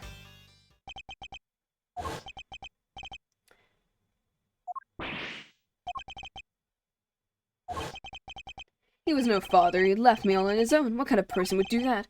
He shared the same blood, but that's it. Father, what's a joke? He landed the balloon and took out his freezer and put the body in it. Yeah, exactly. He grabbed his little mini fridge.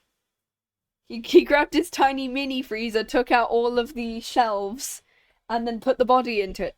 You may not want to hear this, Mr. Saint, but you share more than blood. Hate him all you like, but you're more like your father than you know. What's that supposed to mean? Fate can be strange, but this was no coincidence. You and your father were the same even in the methods. You deliberately threw off the time of death, just as he did. I threw off the time of death, and how did I do that? By hiding the president's body in a specific place. In the dump? It was this place, right? This is where you hid it. Oh, wrong place. Okay, no. Which one was the one with the... Where was the place that, with the... I'm assuming it's the place next to it, then. Okay, cool. It was the place next to it. The depot? This place. Take that! Okay, there we go. You just keep the body cool, and you also needed somewhere else. Who knew the two were connected? You're talking about the kidnapping? Why are we bringing it up now? As much as you wish we'd forgotten, you kept Shaun in a refrigeration unit. The same refrigeration unit in which you kept the president body. You turned him blue! Oh my god, he's cyan now. You stripped him of his magenta. Just as your father froze the body he was trying to conceal 18 years ago. You're saying I'm the same as the animal who abandoned me? A sad irony, but an undeniable truth. Shut up. I'm nothing like him. I can never be like him. He's nothing to do with me. Sorry, kiddo, but I think that's pretty clear. You and old Gustav have more than a little in common. You even told us you didn't like sweet stuff back when we first met. If that's not a product of your daddy issues, I don't know what is. Oi. He died so fast he lost half of the color spectrum. Yeah. Ow. Just knocked my knee against my desk. Welcome to Ace Attorney. We've got daddy issues, daddy issues, daddy issues, mommy issues, mommy issues, mommy issues, mommy issues. And Phoenix is just here. We don't know what his parents are like. Because they are never ever shown. We never get shown anything about Phoenix's family other than he really keeps... Yeah, both parents' issues, yeah. Yeah, both parents' issues. Can't wait for the character with loving parents and a supportive home.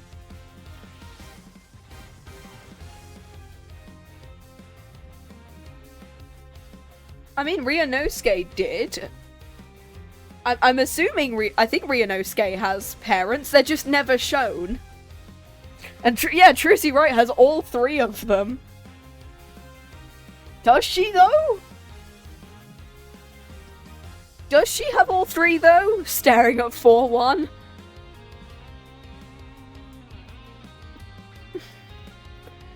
You don't understand. You may have disowned your father, but he knows everything. You think the same way. Does she?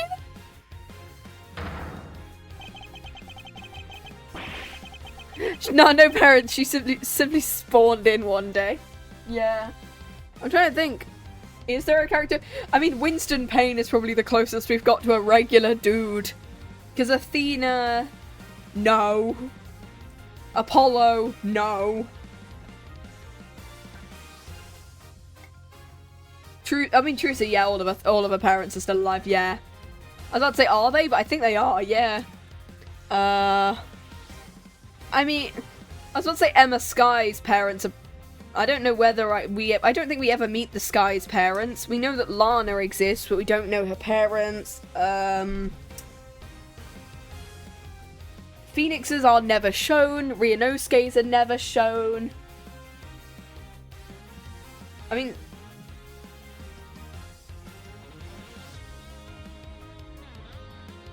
We don't know what Sasato's mother is like.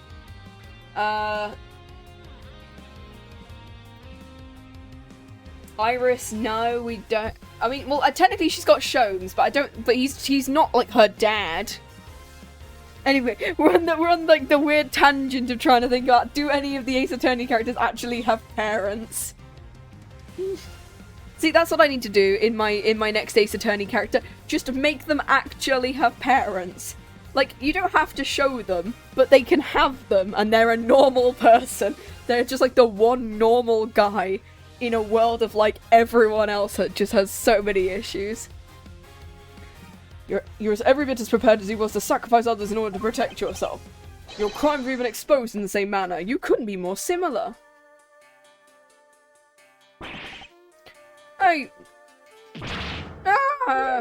What should I say? I don't know anything about a refrigeration unit. The kidnapping, nothing to do with me. Nonsense, you didn't say you could blackmail Cavell. We know for a fact you're involved. You're a real danger to be around. You know, 900 miles, what aren't you going to accuse me of? But it changes nothing, you still don't have any proof of incitement, kidnapping, anything. Or are we planning on maybe fabricating some? Take a leaf out the old Winner playbook, or the old Von Karma playbook, or the old Insert Spoiler playbook. Never, I'd never do that. I can't let myself rise to the provocation. Or the old Strongheart playbook, or the old Gant playbook. It's like, yeah, there's so many. Just people, let's forge evidence. What was the line? No matter what happens, we must find the truth. But when the truth suits you, huh? How the law keeps people down. And why I had to get my revenge. Oh, I got away with it all. Lagarde, Winner. And now you. Mrs. Pat Edgeworth, is there anything we can do? Everything points to this man being our culprit, but we need evidence. Just one piece. One piece? The one piece is real? If I had a nickel for every piece of fabricated evidence. I don't know how much I could buy with that. The answer is yes.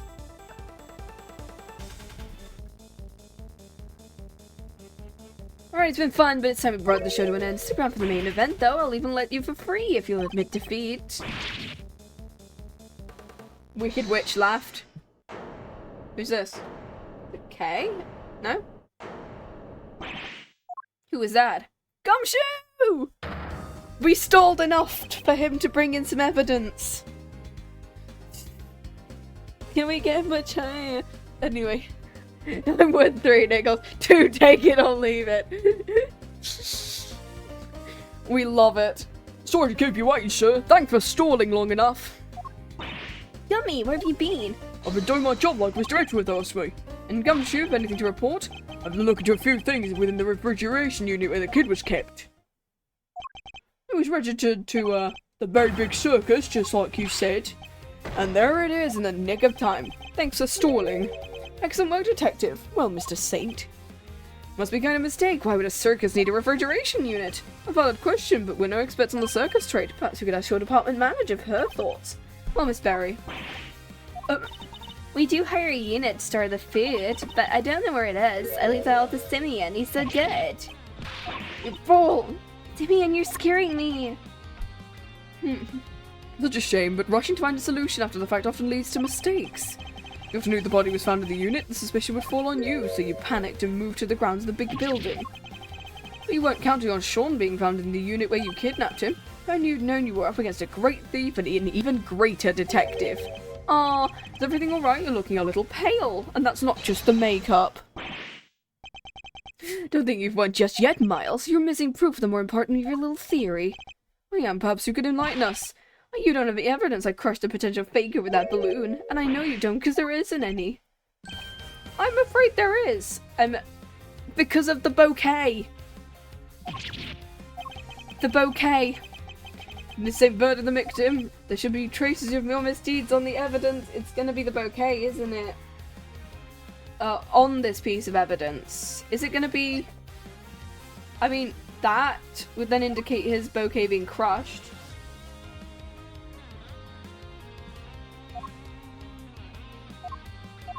On the balloon itself. I'm assuming it's on the balloon itself since we already know about the bouquet on the thing. And answers on the balloon basket should turn out the evidence we need. The balloon again? You already have your bullet hole. What do you expect to find? You can find plenty, actually. There's truth to be found, he'll find it. Sure is, we'll find something for sure. Edward's gonna have white tighter spots in this one. Well, they said we believe in you, Miles. It's like we could find something, but you do it instead. You're the main character. And so does your pop. He's looking down on you right now.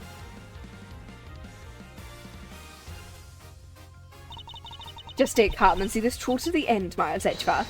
A perfect victory is only moments away. The president's body double was killed by the balloon. Trace of a certain substance will prove it, and you will pay for your crimes. I'm looking forward to this one. Trying to wrap up the mysteries of past and present once and for all. Please, Edgeworth, deal the final blow to this unforgivably wicked man. Insert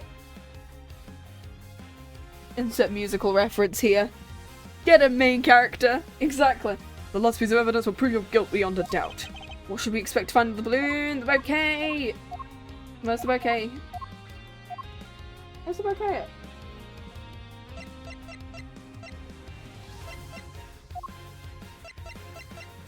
Where? There it is. Bouquet! When Shaun found the president's body, he also found a bouquet of lion lilies.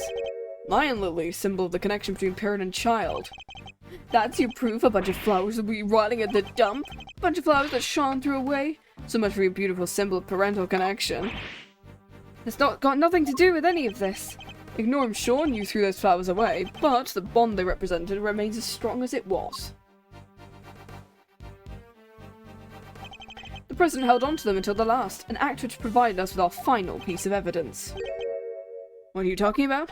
The flowers Shaun disposed have been squashed flat. They've been crushed by the balloon. We examined the basket for traces of lion lily pollen. What do you think we might find? You don't need to do that. You looked over the basket just now. Anyway, if there was pollen stuck to it, you would have seen that the flowers are bright yellow. Objection! Not all evidence is visible to the naked eye, Mr. Saint. Hey, forensics! Ooh. Emma? Yes? I'd like to call on your scientific skills once again, if you don't mind. Low on the DS screen. Let's take a look at this balloon basket. I've got something. Bright yellow pollen, just like you said. It's from the same flowers. It shouldn't take more than another quick test to prove it. Ooh. And there we have it. You murdered the president. And this murder you carried out yourself. No, goodness, no. You crushed the president with that balloon. And he turned red and then cyan. You loaded his body into the basket and took him to the refrigeration unit. But why? Why go to the trouble of removing the body? Because he knew another incident was scheduled to occur that same evening. Rosie Ringer's murder. If he'd left the body there, it would have interfered with his other plans. I get it, and you can leave the body in the refrigeration unit. Indeed not. While returning to the big building to drop the body off again the following night, he must have observed the fire Shaun called and the Torosaurus head falling. That's what gave you the idea to frame Shaun for the murder. You made it seem as if the falling head was what killed him so my son would take the blame. Despicable coward. In order to achieve your aim, you lowered the president's body from the balloon to the lot below, and while he was dangling, he was caught on Shaun's rehearsal tape. How'd you see through it all? How? You manipulated people and manipulated this case, just as you manipulate animals on stage. You thought you were all powerful, but your reign is at an end. The animals look like they're mad with you, Simeon, even Money and Isaiah. They thought you were their friend, but you're not. They're sad and mad all at the same time. Stop looking at me like that. Perhaps they will when you finally stop clowning around. You're not just a clown, you're the entire circus. You're not cut out for comedy. Your tale is destined to end with a whimper. This is the way the world ends. This is the way the world ends. Not with a bang, but with a whimper. Nice argument. However, my name is on the game box, but I win.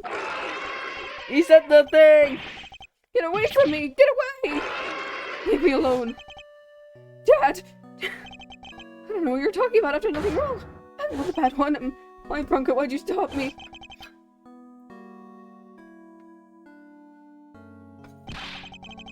I couldn't trust the police. I couldn't trust people. I was alone. He said the thing! Oh shit, he's back. He helped me. Candace was the only one who helped me. What if I used people? Oh my god, this is one of my favorite breakdowns. Ow, that hurts! No! No, no, no, no, no.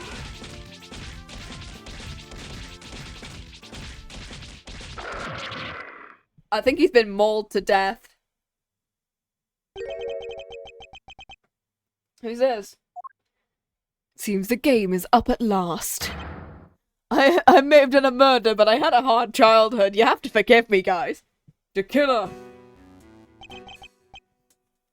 Mr. Edgeworth, may I be the first to congratulate you. You've unmasked the person behind this entire sorry affair. Now I am free to... No! Oh my god, he's got a knife!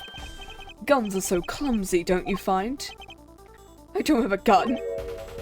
Please, not only you carrying one, you were just about to draw it. Must have stolen it from the president after murdering him. This gentleman betrayed a bond of trust. Bruce, what have I done? Damn, I want an ice cream now. Yeah, same. Ooh, I've got ice cream in the cupboard. I can finally have it after tonight because it's so warm. And I can finally have the rest of my ice cream. You knew the so-called president was an imposter, and yet he employed me to kill him nonetheless. There's nothing more dangerous than to be lied to about the nature of one's target. If one does not know what cards one's opponent is holding, one can be very unpleasantly surprised. I hate TRBC, what the hell, yeah. That was not your true crime. Thinking you could deceive me, manipulate me. That's the crime from which you were about to pay. Shit. Oh, the assassins are going at it! Holy shit, the assassins are going at it! Meanwhile, Simeon in the back. You. It's been a while, killer. Step aside, Canis. This man is my target. I would politely ask you call off this job. He'll pay, but in prison, not at the end of your blade. And if I refuse? Let us say I might not take the loss of the one life I ever saved too well. You save a life? Bartadar Canis, the blind butcher. Preposterous, I know, but yes, I've taken so many lives. Once chose to preserve one, that of an innocent young pup, and he in his turn saved mine. Something of a bond formed. Laugh what you like, I know I would. I would respectfully request you spare him as one professional to another. I ask you let this particular target live. Very well. This boy must mean a lot to you. Thank you, I'm in your debt. You need not thank me. I simply see the point in the two of us killing one another. Now, I bid you good day. No, get back here! Wild West gun duel, I see. No, get back here, you idiot. You have my thanks, Edgeworth. The young pup needs to be shown the error of his ways, and you've done just that. I suppose we're getting back. Our ironclad enclosure awaits. I love the fact that he escapes to drag Simeon back to prison and goes, well, I guess I'm going back to prison now. Doesn't it, Helmut? Yes, it does. Hello. Hold it! You killed my dad! I will not lie, I did. My victims deserve to be remembered. I sense a great hatred for me from you, horned pup. Shaun, no! You must not falter. Here, you may use my knife! Take it and cut my throat. One short slice is all it takes. I always grow the tired of carving my little statues. I want revenge. I want it badly. Shaun, don't do it! Canis and Tequila have raised his right hand, yeah. I still hate that bloody sprite. It looks like they traced it from something a bit, Please, Shaun, I beg of you. Pulls out a knife. At least I did until just now. I would have done anything to make you pay, no matter how long it took. You should make those who have wronged you pay. It makes you feel so good. Trust me. The pain, suffering, it goes away. Maybe it does. And listening to you, I thought maybe that's what I wanted. Shaun, it's not just about me. Say I get my revenge, but how does that help anybody else? If I become a murderer, my mum suffers 10 times more than I ever would. And so would all the people I work with. They're counting on me and they worry about me. Thoughtful words indeed. Well, I get it now. I won't ever forgive you. But I shouldn't be the one who gets to punish you. That's what these guys are for. My mum, the prosecutor, the people like that. Somehow Canis returned. Strike me down, I shall become more powerful than you can possibly imagine. Remember, people can summon the dead in this world. I'll be like Dahlia Hawthorne all over again. Everyone in their avatars, Canis got Rosary and Tequila as the ice cream, yeah. Shaun, wow, you may be young, but you're way wiser than I'll ever be. You're gonna be trying to be better yourself, Kay. Very well. I suppose we'll be on our way. With me, young Pep. On our way to where? Or else to the prison. Our home?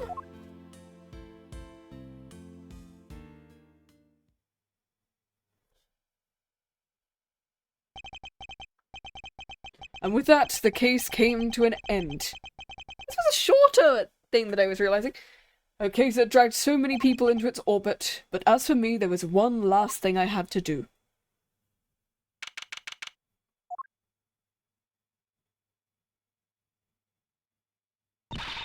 Sorry to keep you waiting, Mr. Edgeworth. What's the big idea, big guy? You want to tell us what we're doing here? Deadman tells me wrong, Your Honour, as I'm a necromancer, I saw my first witness, the victim. That is just Ace Attorney, though. Mr. Edgeworth, your request has been processed and approved. Your what now? I've asked my prosecutor's badge to be reinstated. I still can't believe you did that for me. A certain man once said that to be an attorney is to be a defendant's most trusted ally, and by believing in your client, the truth will make itself known. That man's image has been forever burned into my memory. As strongly as the vision of my father fighting in the courtroom. Good old Gregory. But that's his and my father's path. Mine lies elsewhere. Mr. Edgeworth. My path is that of the prosecutor, and it always was. My path was of Ace Attorney 2, Prosecutor's Gambit, title pending. Well, I guess that's that. No, I dig it, and besides, I can tell by that look in your eye your mind's made up. Alright then, looks like our work together is diddly done. Don't come crying to old Eddie if you change your mind. The club's now closed to new members. I understand. Master, care to tell me why? Why the Oh, okay. Let me... How come you're so dead set on putting the old prosecutor's hat back on? You once asked me something, Fender. I've been thinking about that question ever since, about how I mean to live my life. And now I know the case is over, I think I finally know the answer. I'm going to help people as a prosecutor. Also can do that as an attorney. Look at it this way. Simeon Saint was also a victim of sorts. He lost his only parent all those years ago, and with him his ability to believe in a just world. I know how that feels. To lose someone so important, to lose faith in everything. To doubt everything and to be utterly alone. To fight and to fight and to fight. All that I can hope to is to get every defendant declared guilty, but I was lucky.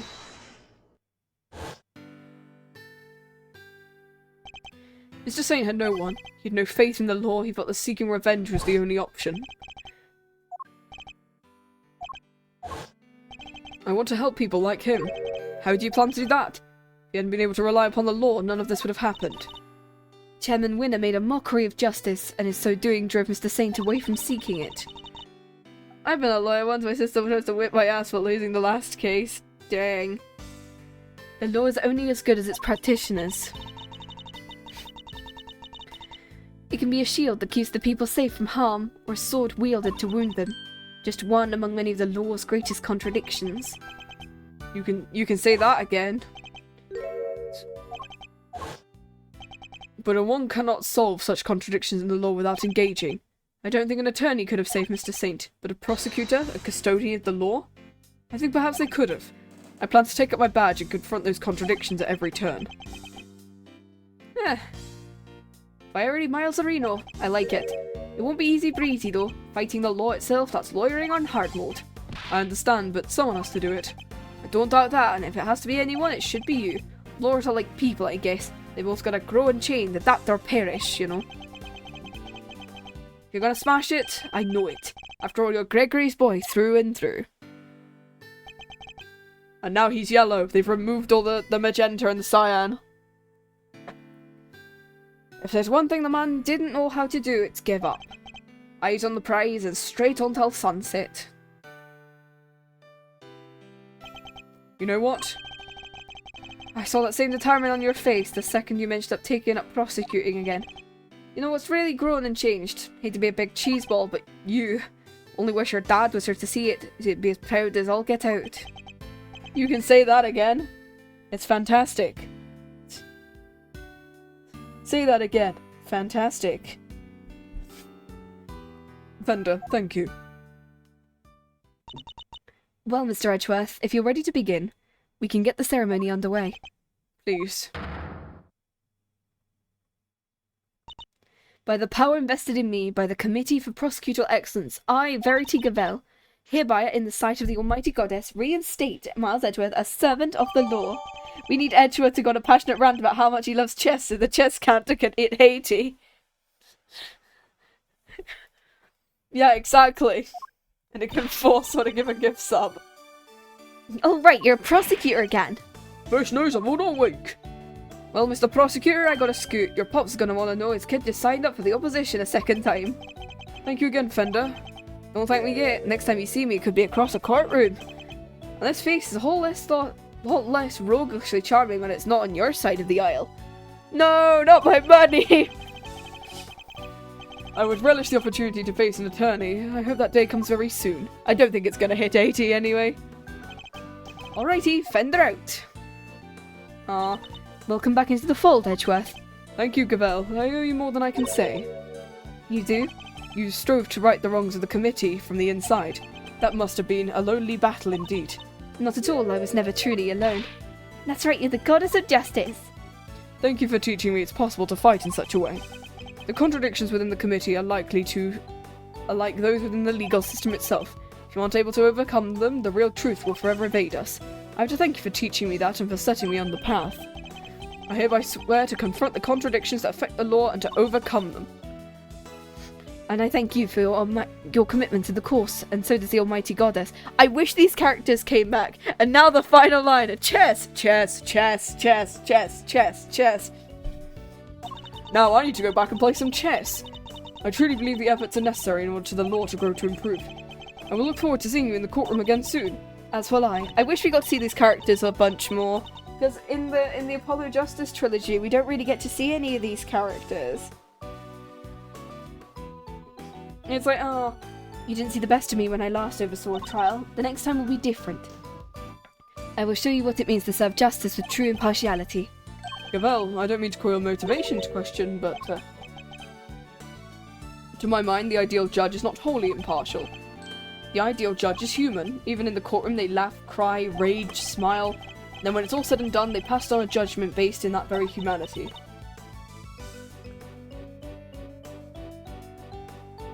If that was a link, I can't see it. Sorry. I'm not sure exactly how to put this, but perfection wasn't always the loftiest of ideals, and it's certainly not the only thing to strive for. Forgive me. This is my opinion, nothing more. You're right, of course, there are other ways. I thank you for sharing your insight. The link was chess.com. Chess.com gets blocked on stream, guys, damn. Mr. Edgeworth, there is another reason I was never truly alone. Someone else was with me, someone other than the goddess. I mean, Rosie Ringer was also there, and Shaun Fenn. Of course, Shaun. This clipping gave me more courage than words can express. Having it near me gave me hope. Chess.com, we love it! No matter how things get, no matter how formidable one's opponent, when we feel we're not alone, we can keep going, no matter how hard the road ahead. Mistakes have been made, but we must fix them. For Shaun's sake more than anyone. Like the mistakes made in the incident to which his father died. Like all those decent images on that damn chess website. You see, there's something more important than the words of the goddess. Though it may anger her to hear me say such things. So that was your secret weapon all along, the strength of your bond with your son. Perhaps you are right. Perhaps I should not strive for an unachievable perfection. But I must grow. As a servant of the law and as a mother. That I believe above all else. I see. It seems we've both plenty still to learn. Indeed, but neither of us are perfect yet. Let us continue along our chosen paths and continue to grow as we tread them, until we meet again. Have you heard of en passant? I will look forward to that day. The next stream is just me playing chess and crying because I keep forgetting how chess works. And I can't just eat the pieces and throw them at my opponents. May the goddess watch over you as you embark upon the next step of your journey. Raises eyebrow.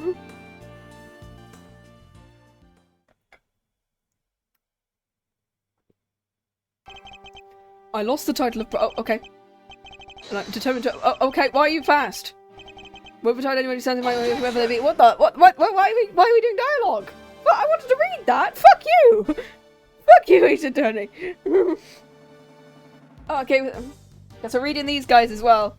Because I want to read the credits for once. So, Chief, what kind of scoop we looking to land ourselves next? I'll tell you nothing, knucklehead, we're journalists, dang it. Leads are our stock and trade, our bread and butter. You don't just hand that stuff over, not even your danged apprentice. Sorry, Chief. I guess I still got a whole bunch to learn, huh? Well, alright then, better go track some leads my own self.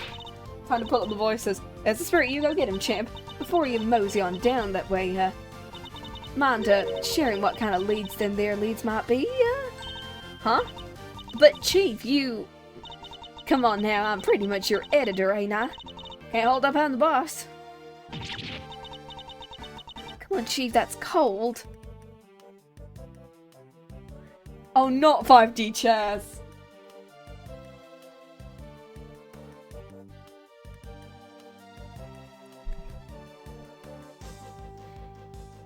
Lotta's voice from Texas, yeah. Oh yeah, absolutely. Southern Galley. My arm wound has yet to fully heal even now. The bodyguard who inflicted it was a skillful practitioner indeed. I shan't be forgetting him in a hurry. But never mind that now. Time to return to the life of a simple ice cream seller. Although I have been thinking that perhaps crepes would be more my speed. Well, no rush. I'm sure there'll be time to ponder the matter before my next job comes in.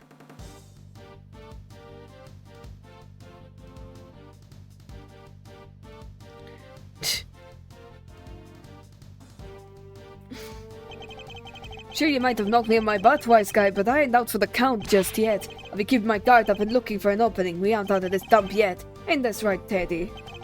The second the bell rings and the next rounder escapes shenanigans, we come out swinging. Yay! Yay! Thanks, Casita. Dang it. Aw, dang it.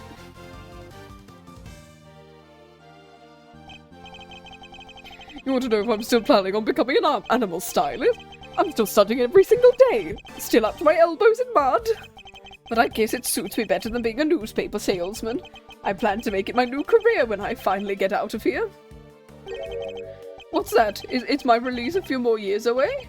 Now because I helped Warden Lagarde? Oh! What do you think I'm being so nice to these stupid animals? I don't care about the license. I want to get out of here. Why me?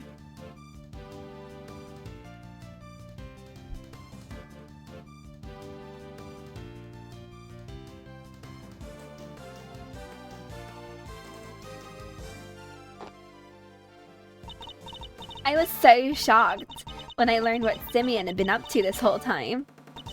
I trusted him. I was his boss. Still, can't sit around being sad forever, I guess. The show must go on. We can't let the magic department and the ventriloquy department get the better of us. We'll light up the stage and blow away the competition, alongside all the awful memories with it. With that anger issues, I ain't leaving so soon, yeah.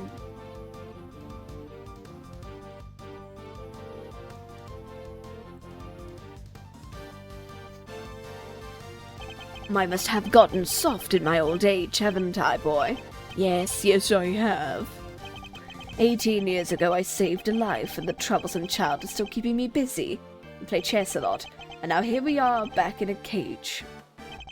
Well, we'll have company soon at least, won't we, boy? Yes, our friend the pup. Things certainly won't be dull with him around. No, they won't.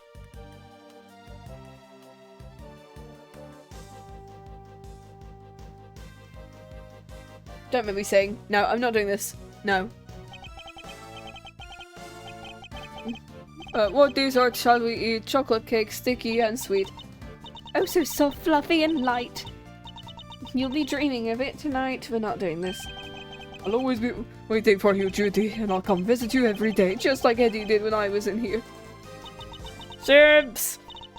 We have much to thank him in Edgeworth for. Most of all, the fact I get to eat your delicious desserts again, Samson. And not just you, they gave me permission to keep providing sweet treats to everyone. I guess spending the gossip candy making for these years has finally paid off. Nerd!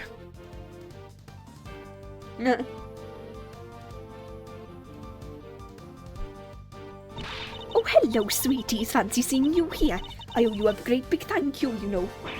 And dear old Greggy Pegleg, too, of course. After all, it's all thanks to you I can eat Sammy Pooper's sweets again. I'm even thinking of making a lovely medicine out of them. I'm going to call it Snacker's Delight. We love Scott. Makes so you can only eat snacks, you can get skinny as a tent peg and love every minute. I'm gonna make a fortune. Oh, Zempic? Oh no!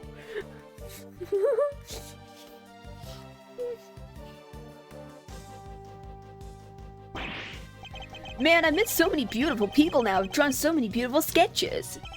Lulu isn't the biggest fan of my new work, though. She took one look at my sketchbook and hit me over the head with it. Bam! Just like that. And then she left. I guess that's one less beautiful person in my life now. I've got a big decision ahead of me. Do I follow my art or follow my heart? And by heart, I mean new girlfriend. You got that right.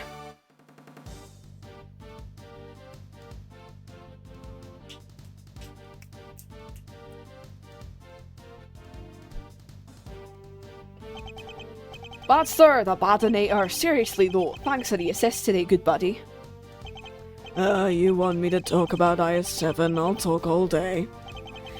Sounds like that Edgeworth kid is doing good work. Yeah, Mazzarino chose a different path from his old man in the end. A path that means we can't work together, but it won't stop me looking in on him from time to time. You've come pretty far yourself. Holy macaroni, a compliment from Big Bad Detective. Bad am I dreaming? Well, flattery will get you everywhere, old pal. We even need a little find of magic, just say the word. I don't know how long the credits actually are, so... I'm just using it mostly to pad for time. Looks like they've been letting me off a little easier than I thought for what I did. I guess because I told them I was kind of forced to do it. Ow! Ain't no such thing as easy when it comes to crime, dang fool child. Sorry, Grandma. I still feel awful about it, of course. But I'm just so glad I get to stay out here with you. What's that? You think we should be getting back to work? I guess you're right. Can't keep Zed waiting.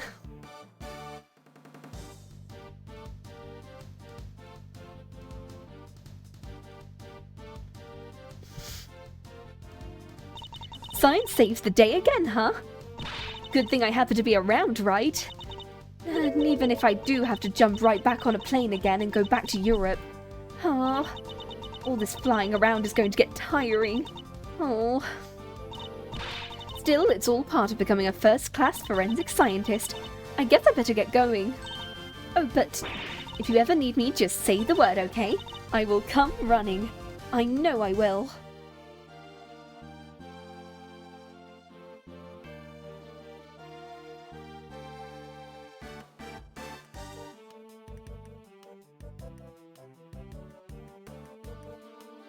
The greater one's father, the greater the pressure to be great.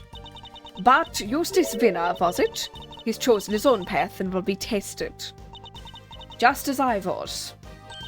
Miles Edgeworth chose to live as a prosecutor, how his own father lived. That too is a valid answer to the question we've all had to wrestle with. I can't believe I'm not going to get to voice Franziska anymore because she's not in the second trilogy. No!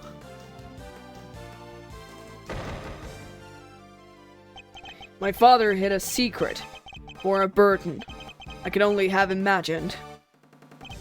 I thought only of my family name, he thought of so much more. He thought of our entire nation. I mean to carry on that legacy, to fulfill his last great wish. Even if our president was an imposter, even if the real president is long dead. Even if it takes all my effort, and all my men's effort, Zhang Fa will rise again. I can't wait for you to see it.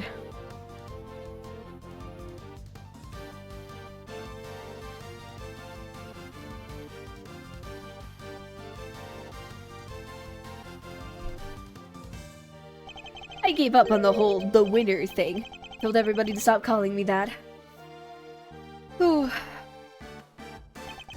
Because I didn't win. My dad did it all for me. I'm gonna start again from scratch. I won't let what he did ruin everything.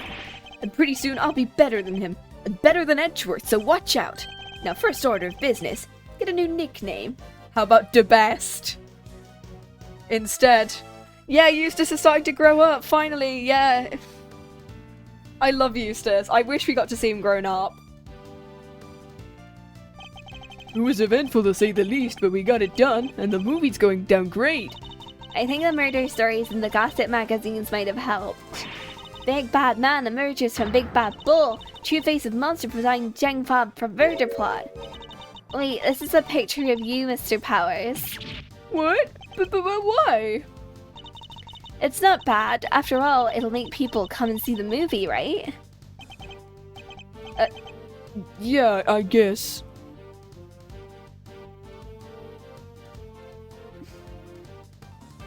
Eustace and Ace 27? Yes.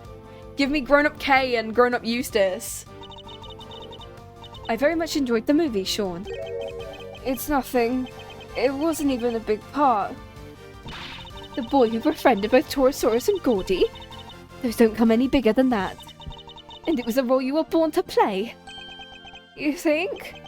It'd be cool to be in the sequel, I guess. And I kinda like acting. Can we pick something up before we head back? I wanted to get some lion lilies for my dad. Oh! Of course, and I will buy some too, family.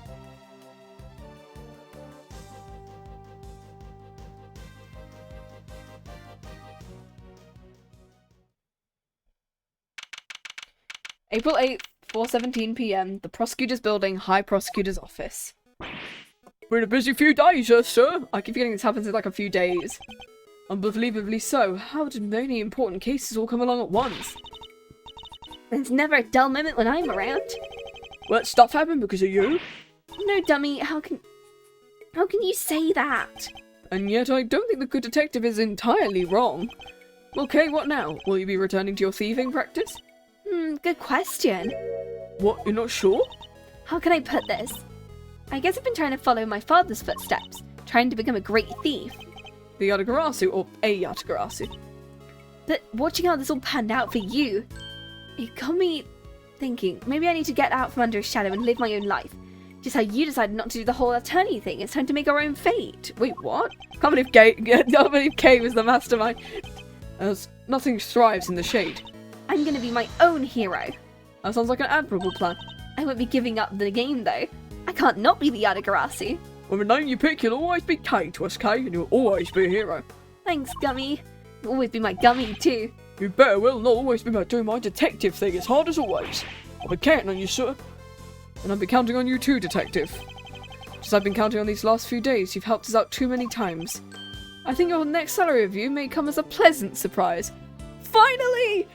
Yes! The last time Gumshoe appears in the series, and he gets a raise.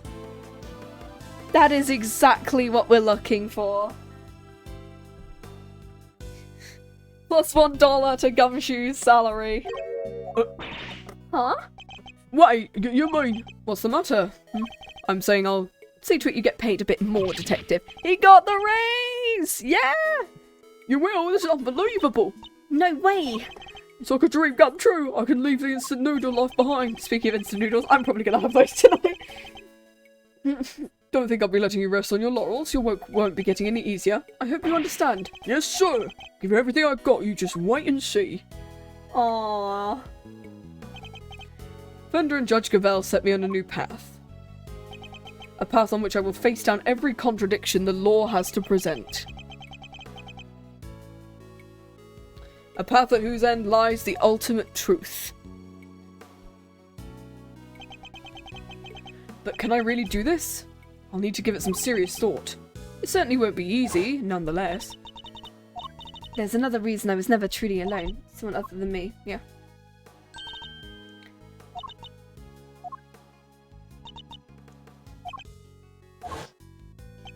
The strength of my bonds.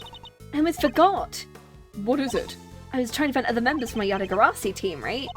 I never even found a single one. We're gonna be unstoppable in our quest.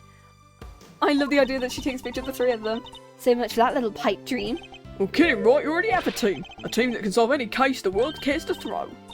I guess I do.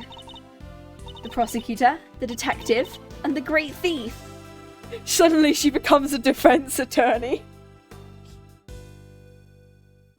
Well, if I have to complete the trio, I obviously have to become a defense attorney and absolutely say that Callisto was not part of this team. between the three of us, we can hunt down the truth, put it in handcuffs, and steal it once and for all. I can't help feeling a little sorry for the truth. As long as the three of us stick together, we got nothing to fear. What, Edgeworth? Nothing at all. Nothing at all! My father followed his own path right to the end. And now I follow a path of my own making. But not alone. I have some colourful companions. As long as they're beside me, I won't lose my way. It's a new path and a new me. And I'll be walking it as a prosecutor, not an attorney. My father's path and mine are different. But they're not as separate as they may seem. Though the routes differ, the destination is the same. Because, of course, both end at the truth. Aww.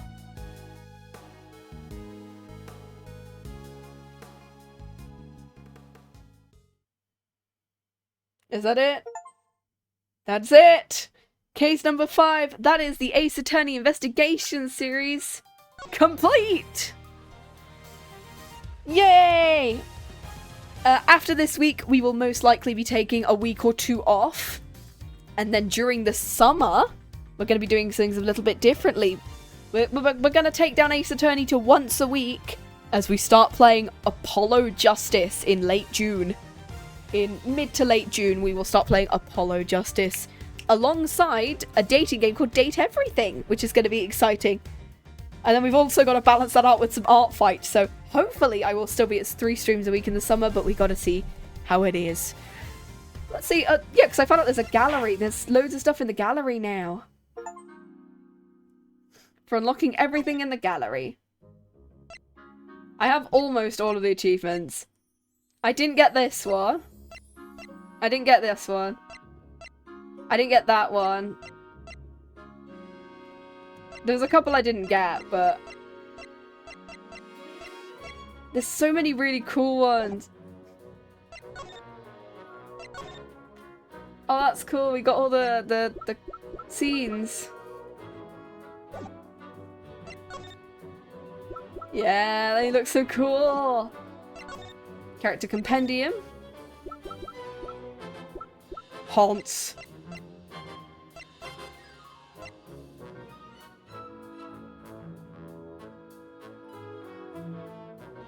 Oh, that's so cool. Anyways, I think that is most likely where we're going to cut it as the final of Ace Attorney Investigations. And that was it, guys. Ah! So, I'm gonna see whether I can find someone to raid. And it's actually pretty good because it was just under 4 hours, which, like, I think that was actually the shortest finale of any of the games. Because Investigations 1's finale took 9.5 hours. 1.5 took, I think, 11. 2.4 took 10. And then 3.5 took about 12 hours. So I think that was the shortest finale in the entire that I've played so far. But I'm not sure about how long the finales are when we get to the thing.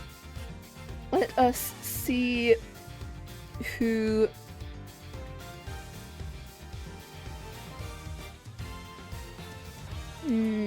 bub.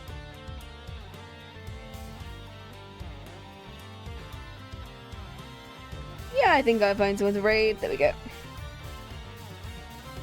There we go. Thank you for joining me on this investigations journey. Playing this game, and it was so incredible.